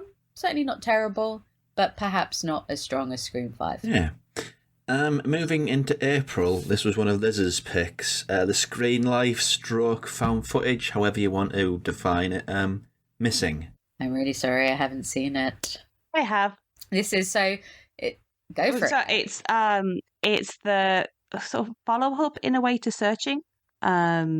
Yeah, I've seen Searching. Yeah. Searching's great. And it's kind of sort of the same story-ish again in a way. So it's Storm Reed is a teenage girl who gets left at home for the weekend while her mum and new boyfriend go to Mexico for the weekend, and then teenage girl is meant to go and collect mum from airport, turns up late, mum's not there, mum's not at home. Days later, mum's still not back. And so she sets about her own exploration online to try and find out what happened to her mum, hacks into her emails and her bank and bank details and stuff and tries to trace it. So is it all screen life? Yeah, it's all screen life, like with Searching. So she's on her laptop, she's FaceTiming her friends, talking about what's happening and stuff. It's a lot of fun. It's set in the same world as Searching, so the film opens with the character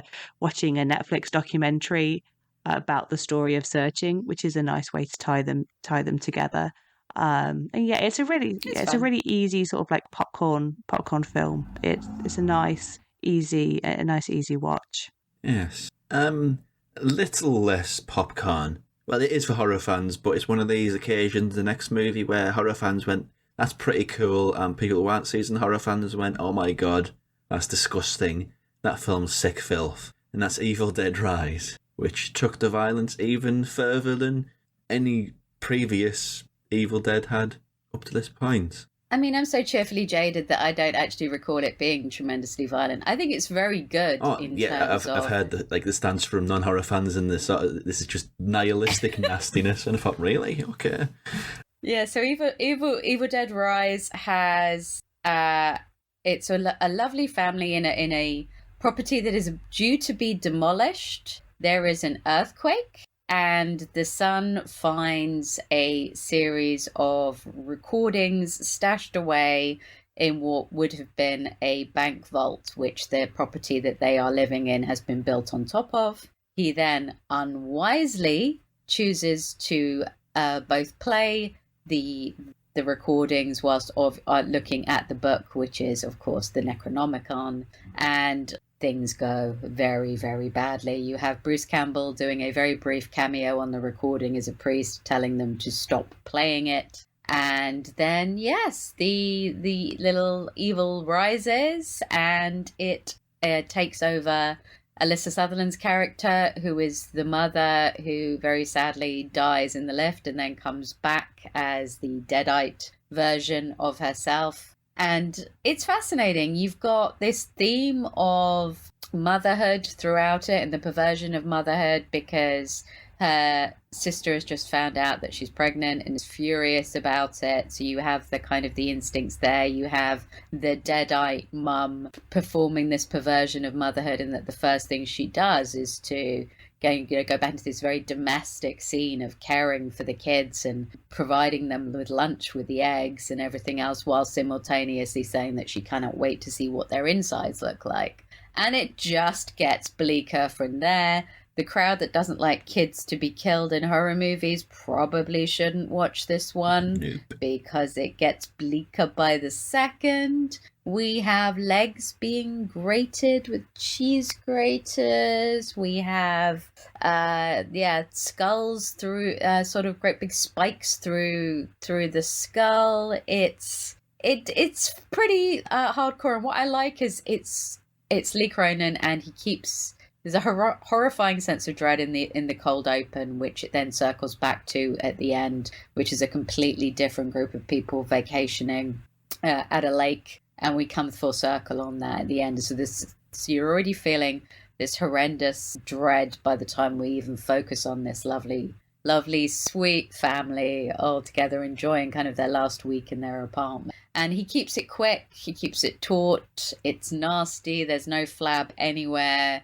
on this. I don't feel like you missed Bruce Campbell. Not I mean, in really. the previous 2013 one, I didn't care for it. I felt it focused so much on the addiction angle, and I didn't care for the lead, so that by the time the Deadite showed up, I was just like, can we just get Bruce Campbell here and just lighten this up a bit? But I felt in this one, because it was so tonally completely different, you weren't waiting for him. You didn't feel the absence of Ash. It was this entirely different thing. And then by the time it turns into a sort of a multi-limbed Deadite from The Thing, which is just horrifying, and it's going after her, it's horrifying. But to me, it was the element of, you know, maternal instincts and, you know, their Deadite mum trying to sing to the daughter to let her in. It's very clever in the way it plays through motherhood throughout, I thought. Yeah, you can't really add more to that. I mean, I loved it too. The only thing I'll add, it's the only movie where you can have Chekhov's wood chipper. Chose the wood chipper in Act 1. Yes. You got to use it. Someone true. has to go through that wood chipper. And Yep. No, that's absolutely right. If it's going to be there, it's going to be come into play. So, as you know from Fargo, wood chippers are not a good thing, and it definitely comes into play. yeah, It was great. It was. I would like to see him do another one. I think it's fantastic. He can go anywhere, and it was properly nasty, which is what I liked. Yeah, I mean, title card of the year. absolutely. Yes, very much so. Very much so. Beautiful, beautiful imagery. Very good. We are going all over the map with our choices for this month, and I think we're not going to get geographically much further than Pacifiction, the new film by the unclassifiable Albert Serra. I saw this, and as is my general response to Albert Serra films, I sort of finished and thought, I don't know if I liked that or not, but I know at least one of you had a lot stronger feeling about it than I did. Yeah, this was me. Have this very high up on my list. Yeah, absolutely loved it. I actually only watched just about a week ago because it was in my sort of catch up. I never came. Well, I think it came. I know they played it in Sheffield, which is about an hour from me, but they didn't play it where I live, and I was on holiday when it screened in Sheffield. So it was very difficult to see at the cinema, which I think didn't help the fact that I never saw it the first time around. But yeah, really good. I'm a big fan of Thomas Pynchon, and I think this is probably the only film I've seen, apart from, you know, obviously there's a Pynchon adaptation, which I'm not going to include because that's obviously going to be a bit like Thomas Pynchon. But Yeah, 2 weeks. it's the only film I've seen that I would really say captures that Thomas Pynchon conspiracy, weirdness, obtuseness, mixture of high art, low art, kind of weird blend, as well as this. I just think it's fantastic. It looks beautiful. It has a very interesting story. It's incredibly glacial. Like there's not really much going on in terms of the story. Doesn't actually go very fast or very far, but it's never boring. It's a very funny film. Actually, probably the funniest. If I would say out of all the 10 films I've picked, I think this is probably the funniest outside of one, which is actually a comedy. I don't think this has been marketed as a comedy, but it's very funny. Yeah, it's really good. I don't know if I would recommend it to everyone. It's like 3 hours long almost, and hasn't really got much story. But I think anyone who's into Thomas Pynchon would owes themselves to see this film, because I think it takes a lot from Pynchon. Whether or not that's by Albert Serra's own, I don't know if he's intentionally making a film that's like Pynchon, but I think the result is very much a film that's like Pynchon. And I think that Benoit Magamel, I don't know if that's how you say his name, is incredibly funny, incredibly good. And yeah, I'm a sucker for any film that has a very low stakes conspiracy theory wrapped around it, where it's like a sort of you don't really know if anyone even cares about it. It's like sort of this cryptic thing no one can really get their heads around. So yeah, really loved it. And also on Mubi, actually, another one that's on Mubi. So I think basically half the films I've picked are on Mubi. So yeah, very good. Let's go somewhere colder. Let's go to Iceland, because Godland was also released this month. I really loved Godland. For those who don't know what it is, it's a Herzogian tale of this Danish priest who's played by Elliot Crosset-Hove. He is sent on a mission to consecrate a church along the coast of Iceland. The journey is going smoothly by boat, at least, but he decides to get off a little bit early and then walk cross-country with a 10-foot cross so he can absorb the majesty of the landscape.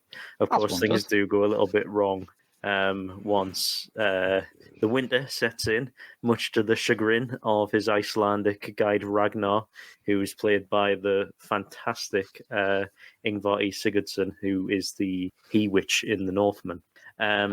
It mixes quite a lot of spirituality and the awesomeness of nature. So there's often this tension between like the presence and the absence of God in like the same image. It definitely made me feel like there is simultaneously everything out there and nothing out there as well. I think there's a lot of There Will Be Blood in there as well. It's got this weedy priest central character who's trying to make his mark on this desolate land, but it is first and foremost a debt is owed to Werner Herzog, because it's a tale of a madman trying to take on nature with dire consequences. But I do think that the director, Helena Palmerson, is a good enough filmmaker in his own right, because it is a completely unconventional epic that does, again, hold this tension between language and belief, which get in the way of things where, people's common cause should be the same. I think as well, is it on Mubi? I think it might be. Or at least, no, BFI Player, I believe. So I think it will sing on the small screen as well as it did on the big screen. Really loved Godland. I haven't seen that one, but I don't think I've seen a bad Icelandic film. For some reason, they're all bangers. Well, if they get out from over there all the way over to here, then they must be all right. It's very true. Yeah. Let's stick with an environmental theme, because you've also got in April the film How to Blow Up a Pipeline. This is great, although whenever I would tell anyone I'm going to see a film called this, they would give me a suspicious glance. But you're on a watch list, Mike. Yeah, especially when most of those friends like, I could never watch that film. It's like, yeah, that's very true. It's an interesting it's a fictional story, but it's inspired by the non-fiction book How to Blow Up a Pipeline, which is effectively a sort of manifesto in the sense of what if we actually sort of took action against all the companies that are causing the environmental problems. And so if I was a group of people who organize how to blow a pipeline. It's directed by the guy who did Cam, the Netflix sort of doppelganger horror from a few years ago, and he's got 2 for 2 for me. This is a really tense movie because it's not, while it's got its foot in reality and still with real world issues, it's obviously fictional, so you don't know, are they just going to blow themselves up, and it sort of just goes through sort of like painstaking detail of how they're actually going to do it. And it's definitely got a political point of view, and but it's just a really well done thriller with some, you care about the characters, and again, there's so many times you just think, oh, they're just going to blow themselves up, aren't they? And you don't know if it's going to work, and a debate as well of like, what will this actually achieve? So it really balances, I think, the sort of genre-ness of it, and also the political conversation without feeling too bogged down in it. Yeah, it's a really, really interesting film. I got about halfway through it this week as part of my catch-up, and I just did not have time to finish it. But I was enjoying it quite a lot. Structurally quite bold, I thought, while also keeping up the pace in like a very Safdie-esque kind of way. I don't know if it's just because the score reminded me quite a lot of One of Tricks Point Never. But definitely got that same sort of grimy, gritty, fast pace to it that the Safdie brothers movies have. Excited to finish it. My failure to do any research to this means that I don't know if this is going to carry on the environmental theme or not. But hey, let's throw it open to the floor and see. What about this film, River? Oh, the Junta Yamaguchi film. Ooh. Probably. Yes. Yes, so this is it's not really environmental, but nice try. No, it's another kind of. I think this is the smallest film on my list, but it's not any worse for it. It's a time loop comedy set in this really lovely little Japanese hotel on this in this mountainside town. And it's from the director of a film from 2020 called Beyond the Infinite 2 Minutes, which is again another 2-minute time loop comedy. So I think this guy has his He's got his niche. Has his niche very nicely pinpointed there. So yes, basically the hotel workers basically find themselves in a 2-minute time loop, which is shot in one long continuous tracking shot from different starting points. And it's basically them trying to keep the guests calm before they actually realize what's going on, why their food bowls never go down, why they can't get out of the sauna, etc. And then also trying to stop the time loop itself. It's really lovely. I would highly recommend this. I would also highly recommend Beyond the Infinite 2 Minutes as well. But both are going to be available through Third Window Films. So I think that Rivet is coming out in the new year on a lovely Blu-ray. But yes, you've got a lovely double bill right there, made by a filmmaker who's just incredibly resourceful. Shoots it all on an iPhone with deftness and precision and fluidity. And I had a wonderful time with River. Lovely. Okay. So much shakier waters, but the people who loved it. The people who don't, well, there's more of them. We'll just say that. Andy's first pick, exclusive pick, we'll say, is The Outwaters. I hated that film. That's what I was suggesting. The problem with The Outwaters to me is that it is 30 minutes of mumblecore and then an hour of screaming. I like my found footage. I like some beautiful scenes in it. For me, there needs to be more of a coalescing story. I need to feel like it's going somewhere. Yeah. This is just a guy going clinically insane. And then chopping his old chop off at the end. Yeah, that bit was good though. I quite enjoyed that bit. That bit was fun. It was just, I looked at my watch, and by the time they actually get to go to the desert, we were on minute 40. Yeah, that's too long. In which we have watched 4 people who are not the best actors in the world very dully talk about recording a song. And there's all this stuff about it being, inspired by a mother, based on a mother, but none of this goes anywhere. It's like they decided to do a kind of the most stereotypical A24 mumblecore hipster thing with a group of people that get together and are going to go and make a music video. And then all of a sudden, everyone just starts screaming and dying, which sounds way more fun than it is. Yeah. It was not for me. The problem is it's part of this wave, really, isn't it? Along with Skinamarink and Ennie's Main, which, if you like it, it's wonderful. If you don't, well, you just heard.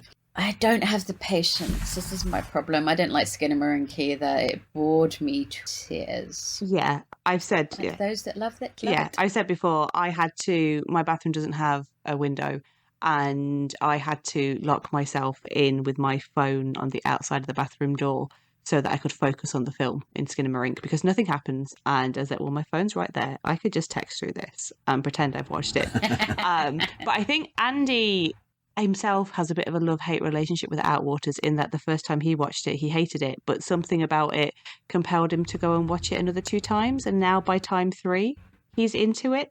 So, but I mean, kudos to him, because I'm not watching that 3 times. Do we think it just brainwashed him? I think so, yeah. Yeah, do we think it just brainwashed him? Do we think there's something in the recording that when he watched it back was like, tell everyone this film is amazing?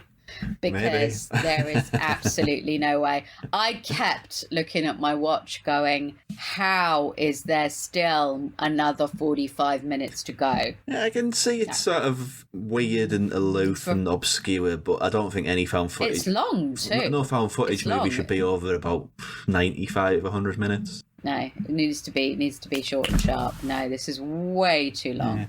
No, not for me, I'm afraid. Closing out April is one of my picks. Looping back around to what I was saying earlier about British movies not all needing to be about posh hats and working class struggles. It is Polite Society.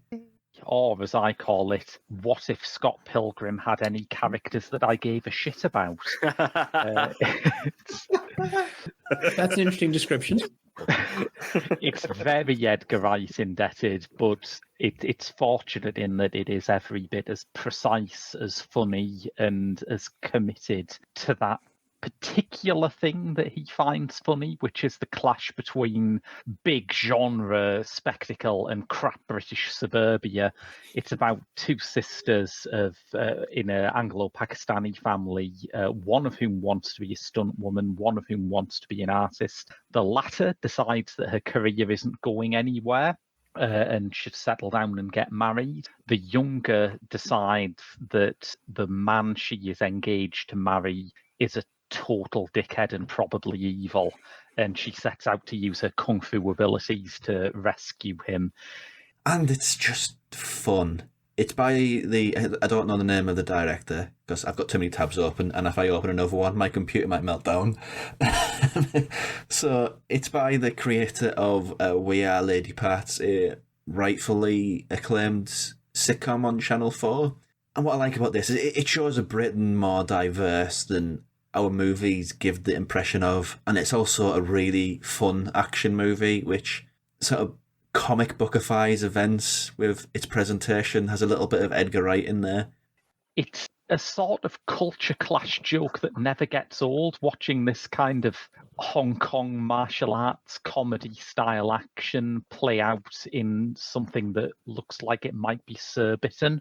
But it has tons of invention despite beyond that.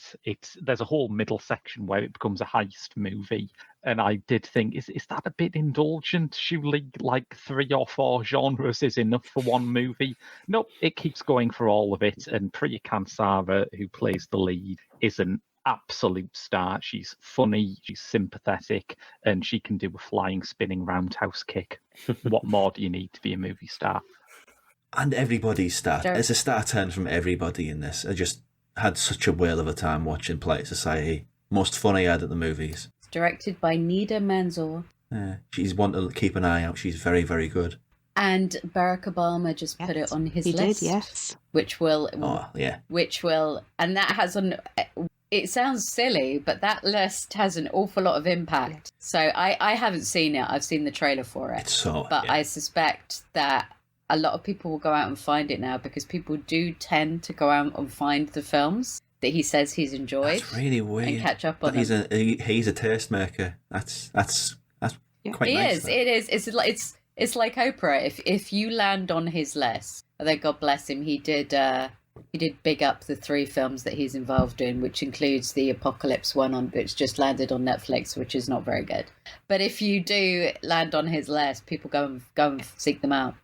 Yeah, and Polite Society is really worth it. I caught it at Sundance and just loved it. It is very sort of Scott Pilgrim in a way, sort of like scenes get broken down. There's like the action, the fight scenes are like round 1, round 2, and sort of very like video gamey in parts, and it's a lot of fun. It's got a really nice story of sisters at the centre, and as somebody that was raised on gladiators, basically the main character wants to become a stunt woman like a hero, Eunice Hutha, who was a decorated contestant on Gladiators. So I was just thrilled that finally... That's amazing. Finally, all of my years of watching it religiously were rewarded. And, you know, Barack Obama's there championing Polite Society. Maybe Eunice is going to get her... I think she's still doing stunts because she went into stunts. I think, you know, maybe she'll get a bit more work out of it. Yeah. Get her due. That's amazing. Yeah. I caught up with Polite Society just quite recently, and I was really glad to do so. It's joyously sweet and riotously fun. And as you say, it does this lovely blend of different genres. We've got teenage fears, we've got family ties, we've got culture clash, and we've got martial arts mayhem. And as somebody who was a teenager in the 1990s, I was delighted with the call out to Gladiator's champion, Eunice Hot Heart. That was like, loved that. Yeah, totally. I just love it. On to May. A little bit on the opposite end of the emotional spectrum. One of Liz's picks. It's Boy is Afraid. That's huge fun. I mean, it's kind of like a journey, basically. It's a journey into hell. It's all the various different levels of hell, as far as I can see. It's, I mean, people didn't seem to gel with it as much, to the extent that even Ari Aster has come out and said he's been a bit disappointed by the reaction to it. I think it's going to be one of those ones that people are going to rediscover. It's hyper stylized. It's comic as well as tragic. You have Joaquin Phoenix acting his absolute heart out as the lead. There's a huge animated sequence in the middle of it, which literally is a massive setup for a dick joke, which is the funniest thing imaginable. Okay. It's incredibly violent and very off-putting. You've got Patti LuPone, who is easily performing one of the most terrifying performances of the year as like the world's worst Jewish mother. It's really interesting, but each because he's going on a journey, and each layer of the film is another layer of hell, as far as I can see. He's just descending further and further and further into hell. It's a journey film, and I think because it was so hyper stylized, and the way that Kat was talking about Infinity Pool being accessible, I think this is the opposite. I think people could get their heads around Midsummer. They could get their heads around Hereditary. There are things that they could lock on to, whether it's Toni Collette's speech about that face on your face or any of the iconography in Midsummer, which, you see, I mean, they're on Sheen, for God's sake. People are, wearing the outfits without understanding any of the themes behind it. But I feel in this, it was almost like consciously off-putting. So I feel like there wasn't something that anyone could grip onto. I mean, there's a massive dick monster at one point. Okay. So it's hard to get a handle on. It has the single best needle drop of the year. Do not come at me with Murder on the Dance Floor. It's got nothing compared to the Mariah Carey needle drop in this, which is incredible. Doing good, very good needle drop.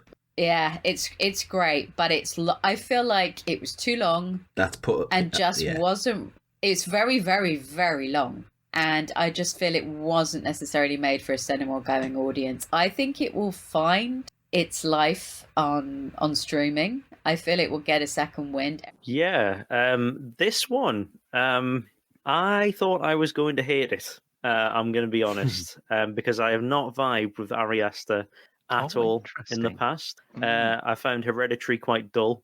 I found Midsummer just a bit exhausting. And I think the thing that I hated about them both was the fact that the characters are just pawns in this cruel game of plot chess where they can't do anything to escape their terrible fates. Now, the irony, I think, of this one is that Ari Aster has completely doubled down on that idea with a character that is so ineffectual, so pathetic, that there is literally nothing he can do to avoid being crushed by his own mother, his anxieties, the world around him, and whatever horrific nightmares he seemingly brought on himself. I thought, though, this time round, that the level of cruelty really worked when he's going into the mode of what he brands as nightmare comedy, where Joaquin Phoenix's Beau, his situation goes from bad to worse. He tries to get home to see his mother on the date of his father's death, which also, in a quite Freudian bit of irony, happens to be the moment that Beau was conceived. It is 3 hours long. It is very, very ill-disciplined, so it's no wonder that it turned out to be a box office bomb. So we're talking 35 million budget, 11 million haul. And I think it certainly split audiences. Ouch, indeed. I think it certainly split audiences more thoroughly than his first two. But what is here for me is that there was a genuine anxious quality that really did just get me on that kind of visceral level. And I think he's also really stepped up as a imaginative filmmaker. And all these horrific images feel like stuff that he's tried to get out of his system for a very long time, but just hasn't had the money. I don't think he'll get to do anything like this again, so I'm going to treasure it for what it's worth. It's funny, like, you're not the first one I've heard who've like not been a fan of Ari Aster, but this is the one that I know.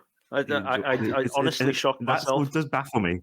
But yeah, I don't really, I can't really understand it. But it's. I think I should go back and watch the other two again. But yeah, this one really worked for me. Yeah, because I liked his first two, and this one I liked the first sort of act. I like the third act, the bit where it literally gets lost in the woods. Lost me a bit, but it's all pulled me back by like, the final. Yeah, I think I'm definitely in the same camp of saying that that's the weakest stretch of the film. But yeah, I don't know. In terms of like Charlie Kaufman adjacent stuff is great.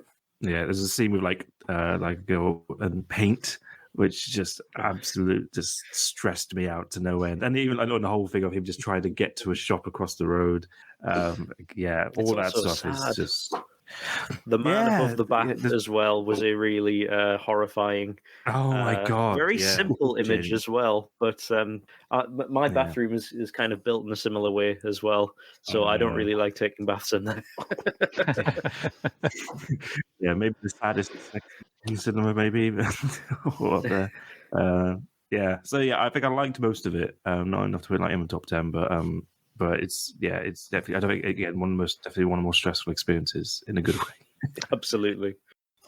Ari Aster is one of those people that if you mention you like horror, particularly as a woman, some dude will sit you down and tell you that they've about this wonderful new director that you'll never have heard of, and it's always either Ari Aster or Robert Eggers. So it is inevitable that these boring dudes are going to be boring people to tears with how wonderful Beau is Afraid is in a couple of years. But I feel that the length of it, coupled as well with the kind of the creepy Uncanny Valley posters, I just feel that they put people off and people couldn't grab onto anything. It's like, is it funny? Is it a comedy? Is it horrifying? And it is horrifying. So much of it is horrifying. There is a sequence where he just literally has to cross the street to go into a shop, which is the most terrifying thing you've ever seen. It is a street of horror. It's very well done. I really loved it. I saw it at a Q&A with Aster there. All attempts to try and explain it by Aster, he couldn't do it in any way, shape or form. Any attempts to try and like put some kind of psychological basis to it, no, he was having none of it. It was just kind of enjoy what you enjoy. No segue is even remotely possible from Beau is Afraid to still a Michael J. Fox movie.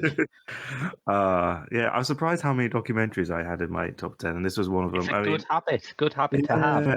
And again, an Apple TV film who was sort of very quietly sort of building up quite a decent reputation for the things they create. It's really important. I don't know anyone on earth who doesn't like Michael J. Fox in some way. He's such a charming presence, and this is what I really admire about this. And actually, it's another documentary that came out this year called Otto Baxter, Not a Fucking Horror Story. Both of them sort of dealing with people who have disabilities, but it treats them on their own terms. It doesn't go out of their way to patronize or overly sentimentalize their conditions. It treats them as people and them living their lives about it. And if you know everything about Michael J. Fox, you'll just enjoy him telling it from his perspective. If you don't know anything, like I didn't actually know a lot about his life. Really, it's just quite insightful, and it's just he's just a very watchable presence. So just watching him on screen for an hour and a half or however long it is lovely. It's a lovely bit where he's out running, and someone recognizes him as he runs past, and he falls over, but he sort of makes it's like a pratfall, and then he gets up and makes it sort of into a routine. So obviously because he falls over because of his Parkinson's, but it sums up his whole attitude of like he's not letting it define him. It's a part of his life that he obviously can't ignore and he has to sort of live with, but he's still living his own life on his own terms. So it's just a really lovely little. It's not going to change the world necessarily, but it also does. It's also quite well directed into like the sort of the recreations. It sort of does of like when he's talking about, for example, when he's filming what was the sitcom? Was it Family Matters or whatever it was, and during the day and then Back to the Future during the night, and that sort of incredible turnaround he would have to do. It captures that very well. So yeah, it's well worth a watch, especially especially if you like Michael J. Fox, which as I said, I don't think anyone doesn't like him. Yes, quite possibly true there. Keeping it in May with Kat is the Artifice Girl. Yes, so the Artifice Girl, I think it's available on Freevee in the UK now, so it's free to watch. It's directed, written by, and stars Franklin Rich, and it's told in sort of 3 acts across different points in time, and it begins with a police interrogation where this guy has been brought in with suspicious content on his hard drive. He has a lot of interactions with a very underage girl, and the police are quite rightly questioning him when it's actually revealed that the girl isn't real. He's not committing any crimes. The girl is actually an AI that he has created to trap pedophiles, and he basically spends his life training this AI to sniff out those people. And so the film kind of follows the progression of this AI and then starts to bring in all these icky sort of like moral things of this AI is clearly intelligent, it's sentient to some degree. Is this the life that it should be given?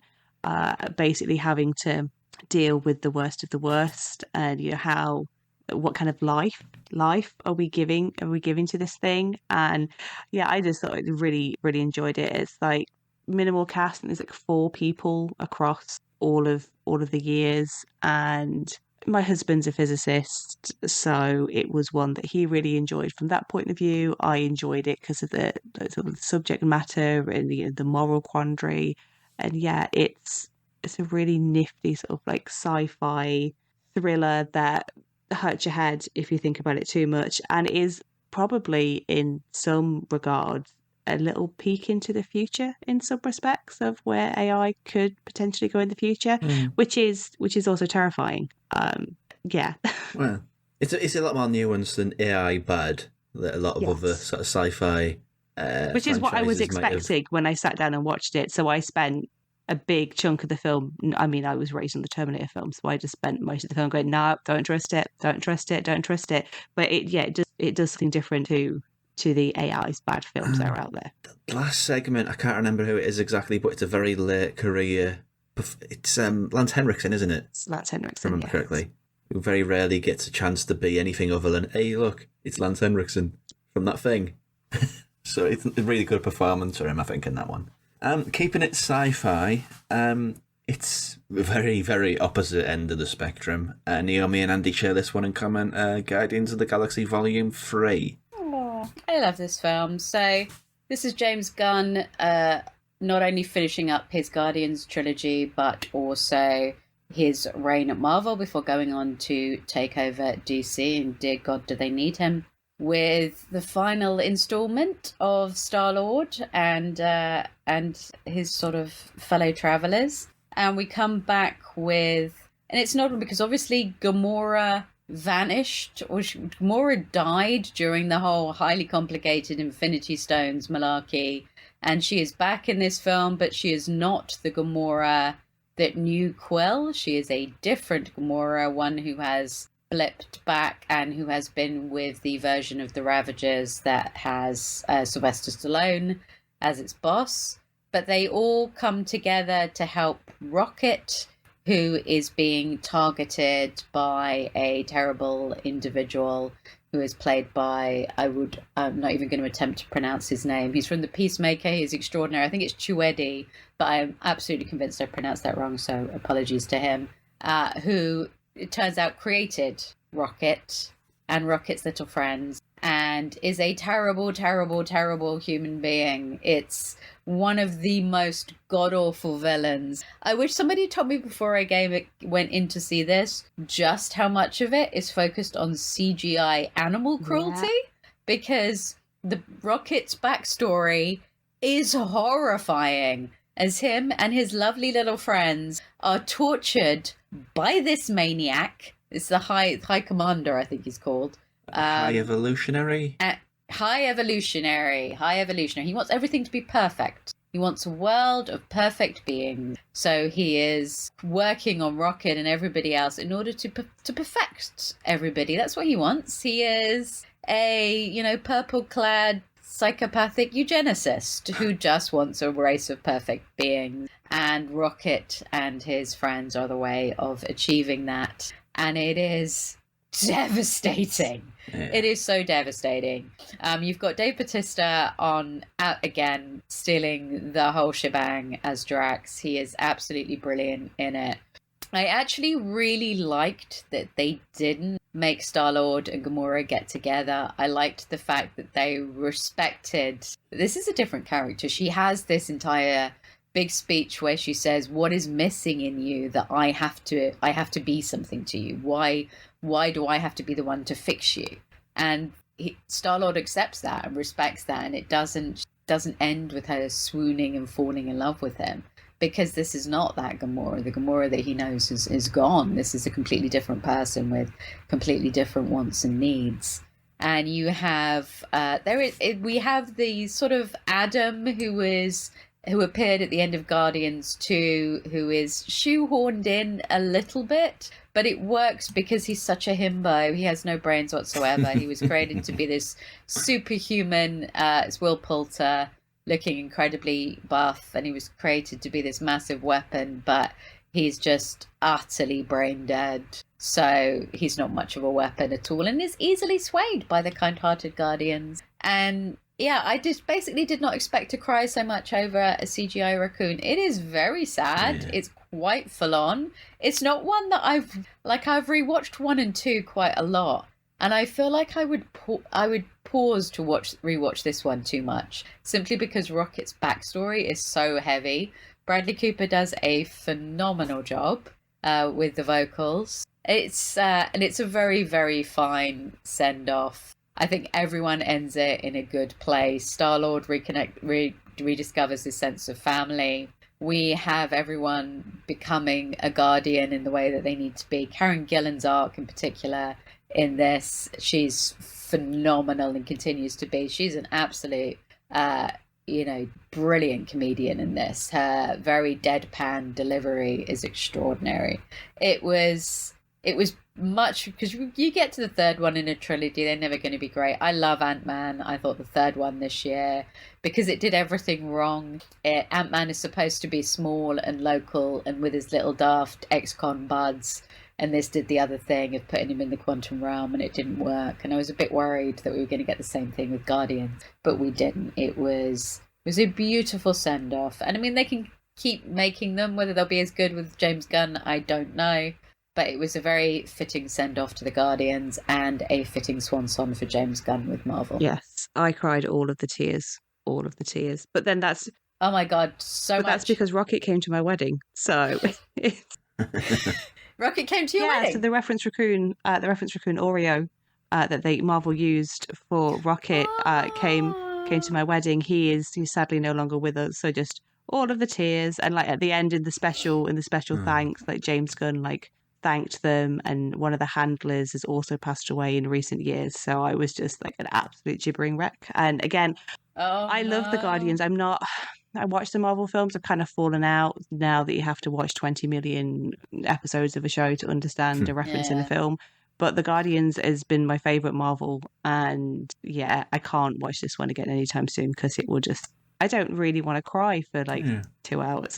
No, I mean, I've rewatched 1 and 2 so much. I mean, Chris Pratt is one of these fascinating things, because I think he is insanely charismatic as Star-Lord, and also insanely uncharismatic in real life when you have him tweeting like a serial killer. So it is a fascinating mesh of actor and character, but he is such perfection in this. And 1 and 2, even with the slightly sadder storyline where he discovers who his father is in 2, there's still ones that I would happily throw on to cheer myself up. You're not putting this one on to cheer yourself up. You're just not. I guess a bit more cheerful, but on the superhero theme, taking us into June.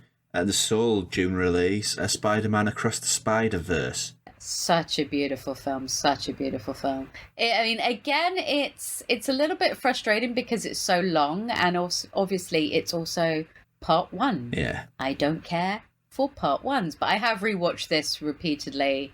It picks up where the old film left off. You've got Miles Morales torn between his life as Spider-Man and also being a sort of friendly neighborhood Spider-Man, and whilst trying to maintain his studies and keep his family in the dark, which is becoming increasingly more difficult. And then all of a sudden, Gwen reappears in his life, and she appears to have joined some kind of elite group of spider people, and they all have little temporal disruptor things, which allows her to zip across various different timelines and universes. And you get to meet, Indian Spider-Man, who is an absolute joy.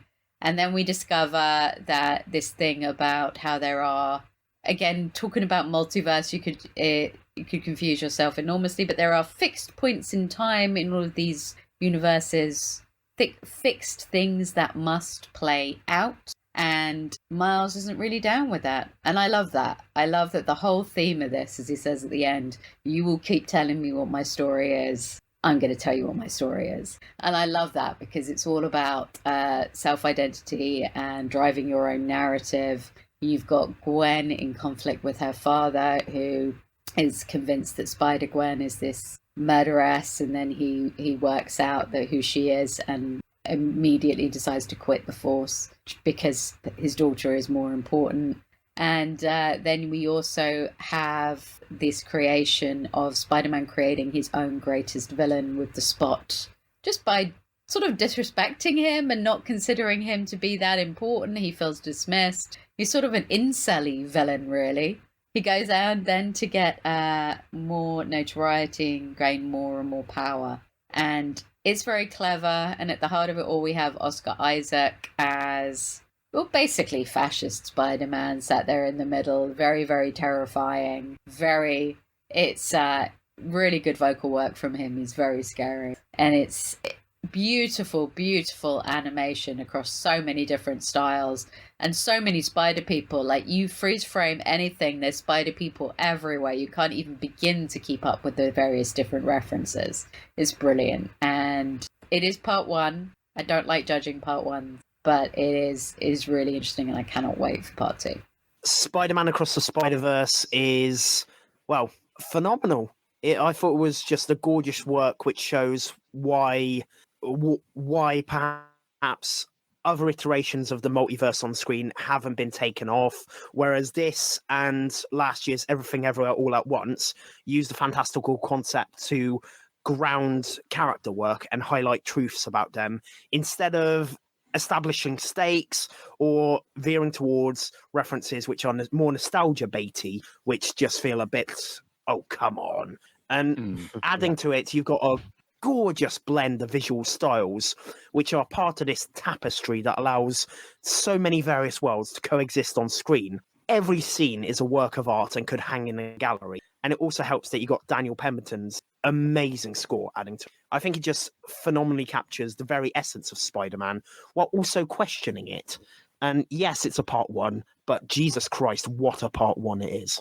It was a very quick 140 minutes, and I think it's because it's structured like 2 prologues, a first act and a second act, and then no third act. So it should be frustrating, and maybe it is a bit frustrating, and yet at the same time, it's not a frustration. It still works. Overall, very adventurous film for me. Exactly, adventurous. That's a good word for it. It is adventurous because it's deranged, it's dizzying, and it's dazzling. And despite that, it's coherent, compelling, and creative, and manages to bring in, using the different art styles animation styles as a form of character expression as well as thematic exploration. We're looking at fate and choice, family, identity, place and roles, and it manages to do this balance of wit and emotion and ingenuity.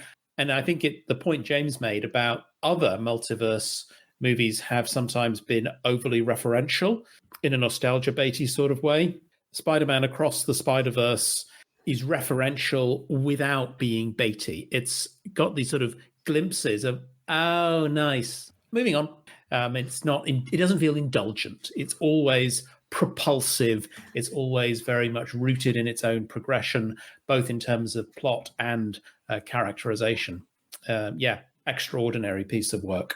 I just remember watching like the opening with like the drumming and the memories and the way it sort of all cuts together and matches the rhythm. I was just watching it like no big budget mainstream film has any excuse not to be artistic like this, because it's just an absolutely beautiful thing to watch. Just I've seen it. I'm seeing it twice because friends who hadn't seen it, and it's there's lots of details you can pick out from scenes as you're watching it a second time, and things that sort of slot together, and little details in the background, and so many great jokes as well that you might miss the first time around or not even get the first time around. It's terrific. We also got another animated film this month, which a lot of people thought we'd never end up seeing, which is the N.D. Stevenson adaptation, Nimona. Yes, this one was also me. It's funny how after Disney's acquisition of Fox seemed to have killed this project, Netflix swooped in and actually saved it from... And you can see why Disney did not finish the project. I mean, when the company has had lacking attempts at queer representation, they look quite pitiful compared to what Nimona does. And that's quite marvelous in its own right, but you've also got this really interesting tale which combines a medieval style with a futuristic world, where you've got a knight framed for regicide who's looking to clear his name, and he's aided by a shapeshifter burned by the world's negative view of her that considers her a monster just because she's not limited to a socially acceptable visage of herself when she just wants to be accepted for who she is. And I think it was just a phenomenal tale about the misguided fears run rampant courtesy of those in power, overruling any logical thinking, which tragically can lead their targets to become self-fulfilling prophecies. But you've also got this really fun tale with a vibrant animated style. It just feels comic book inspired in eye-popping ways, from really stunning chase sequences to Nimona's just fiery-eyed grin as Nimona goes, metal! And I think this was just exceptional work, and it's been an exceptional year for animation, I think. Anyone else see it? I haven't yet, because in one of 2023's big cinema trends, I was kicked out of the Netflix I was sharing with a friend recently. What a loss. Been there, yeah. But yes, I am really looking forward to catching up with this because it does look very good. Of course, the summer months are not just about blockbusters. There are still plenty of smaller, independent and foreign language films released this year, and we'd also like to shine the spotlight on one of them. The great Claire Denis' latest film, Stars at Noon. It's actually not a foreign language film, just to clarify. No, I was just broadening that one. Yeah. It's a second English language film with the great Margaret Qualley as the lead, who's still not particularly...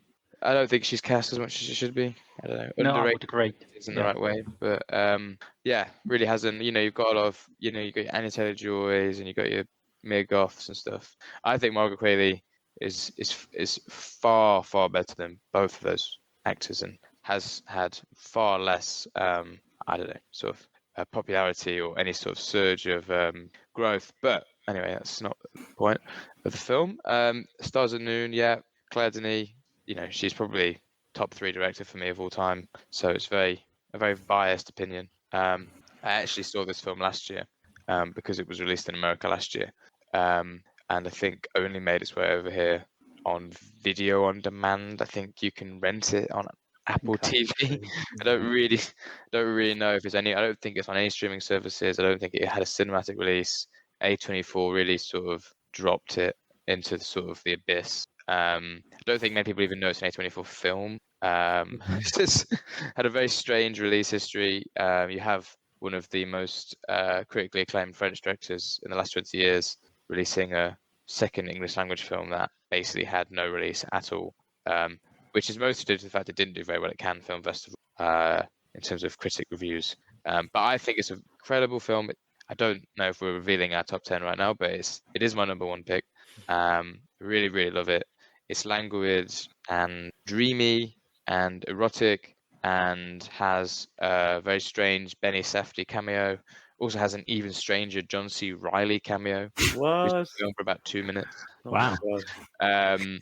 Don't really know what the where those two, where the Claire Denis John C. Reilly connection comes from. I think it's because Claire Denis is a big fan of PTA. I And was they're going to like, say they're both in Licorice Pizza briefly as well. yeah, I I think should there do is. Step Brothers.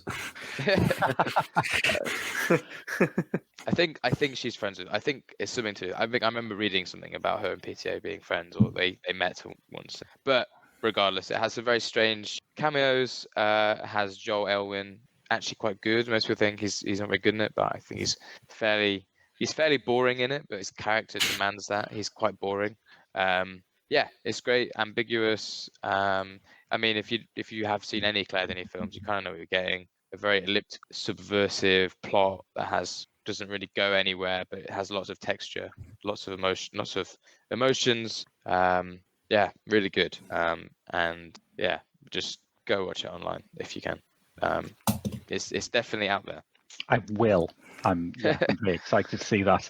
Yeah, I think you'd probably really enjoy it. I don't know if you like the Both Side of the Blade, which came out. I did. I thought last both sides year. of the blade was good. Yeah, it has Claire Denis' most charming directorial characteristic, which is that every now and then she just goes, you know what, let's let this Tinder Stick song play out in full. And I appreciate that. I can sympathise with that.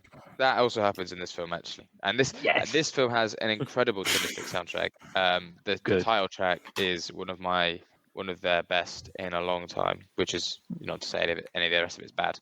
And it also has an incredible dance sequence, which is Claire Denis' bread and butter, really. So I highly recommend this one for anyone who's a fan of Claire Denis. I don't think you probably wouldn't like it if you don't like her films already, but I do, so it was perfect for me. So I know that for a lot of people who are, nerds, let's not sort of beat around the bush. A lot of people who are very film nerdy, there is no event quite like a new Wes Anderson film. And this year had several. It had his Roald Dahl adaptations on Netflix, all of which I thought were absolutely terrific. But we also had Asteroid City in the theatres in June.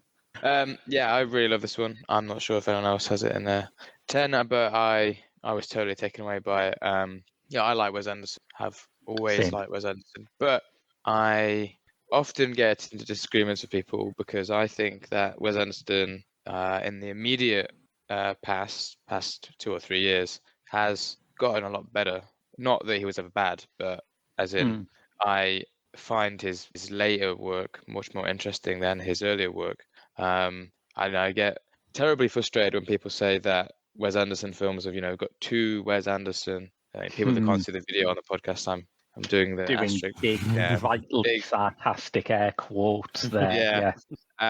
Because I think that the thing that makes Wes Anderson so interesting, especially his later films, is how I think he has a very distinctive style that he is constantly changing, constantly adding bits to and reapplying. And I think that a lot of people have a hard time understanding what that means because there's not many directors nowadays that have such a distinctive style that they just they're not changing it over. They don't have a different style for the different films. They have every film has a similar aesthetic that is kind of slowly worked on. The only director I could immediately compare him to is somebody like Paul Schrader, who also makes very similar films, or Hong Sang-soo for the one who they're kind of building this collection of films that are kind of similar but very incrementally building up. And I find that very interesting, and I think Asteroid City is just the sort of another stage of that development. I think it's a very funny film. I think it looks beautiful. Of course, there's like 50 actors in the film that are all very good, very big. I love Jeffrey Wright in Wes Anderson films. He was so good in The French Dispatch, and he's very good here. Tom Hanks as well, doing some great stuff. Willem Dafoe, Tilda Swinton, Scarlett Johansson. It's just also Jason Schwartzman is so good, and I really wish we lived in a world where he got more lead performances. In bigger films, but he's very good. And just really thought it was really fun. Thought it was really funny. I haven't seen the Roald Dahl adaptations yet. I know maybe they're coming later on. I don't know, but I haven't seen them yet, and I really need to.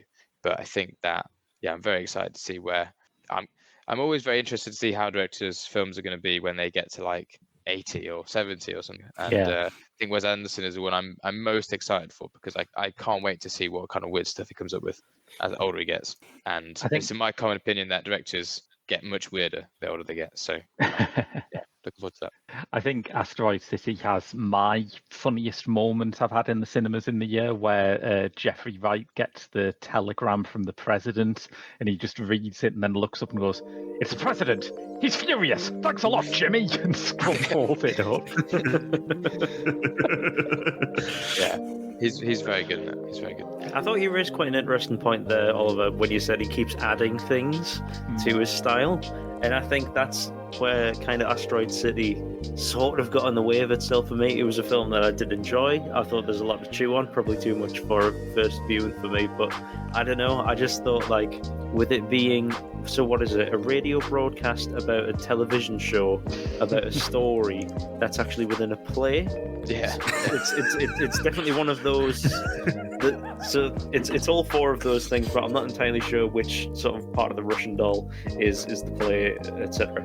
I don't know. It's sort of lost me after a little while, and I don't know. I do tend to enjoy Wes Anderson films a lot more when I see them again. So I have no doubt that this one will move up in my estimations. But I actually think that the Roald Dahl adaptations are his best work from this year, particularly Poison, the last one with Dev Patel and Benedict Cumberbatch, which was a really surprising short film for me. Yeah, it's definitely a Christmas holiday watch for me, I think. So yeah, that's a good call. Enjoy. Yeah. If you listen to this podcast on the podcast providers, which Uncut is available on all the good ones of, this podcast does continue for another half an hour, 40 minutes. If I try to do a 3-hour video on my video editor and my computer, it will set on fire, so that little extra bit is going to be a new little mini episode that'll drop on the YouTube tomorrow. And we'll see you in the next one for anticipated movies and the worst of the year, the fun stuff.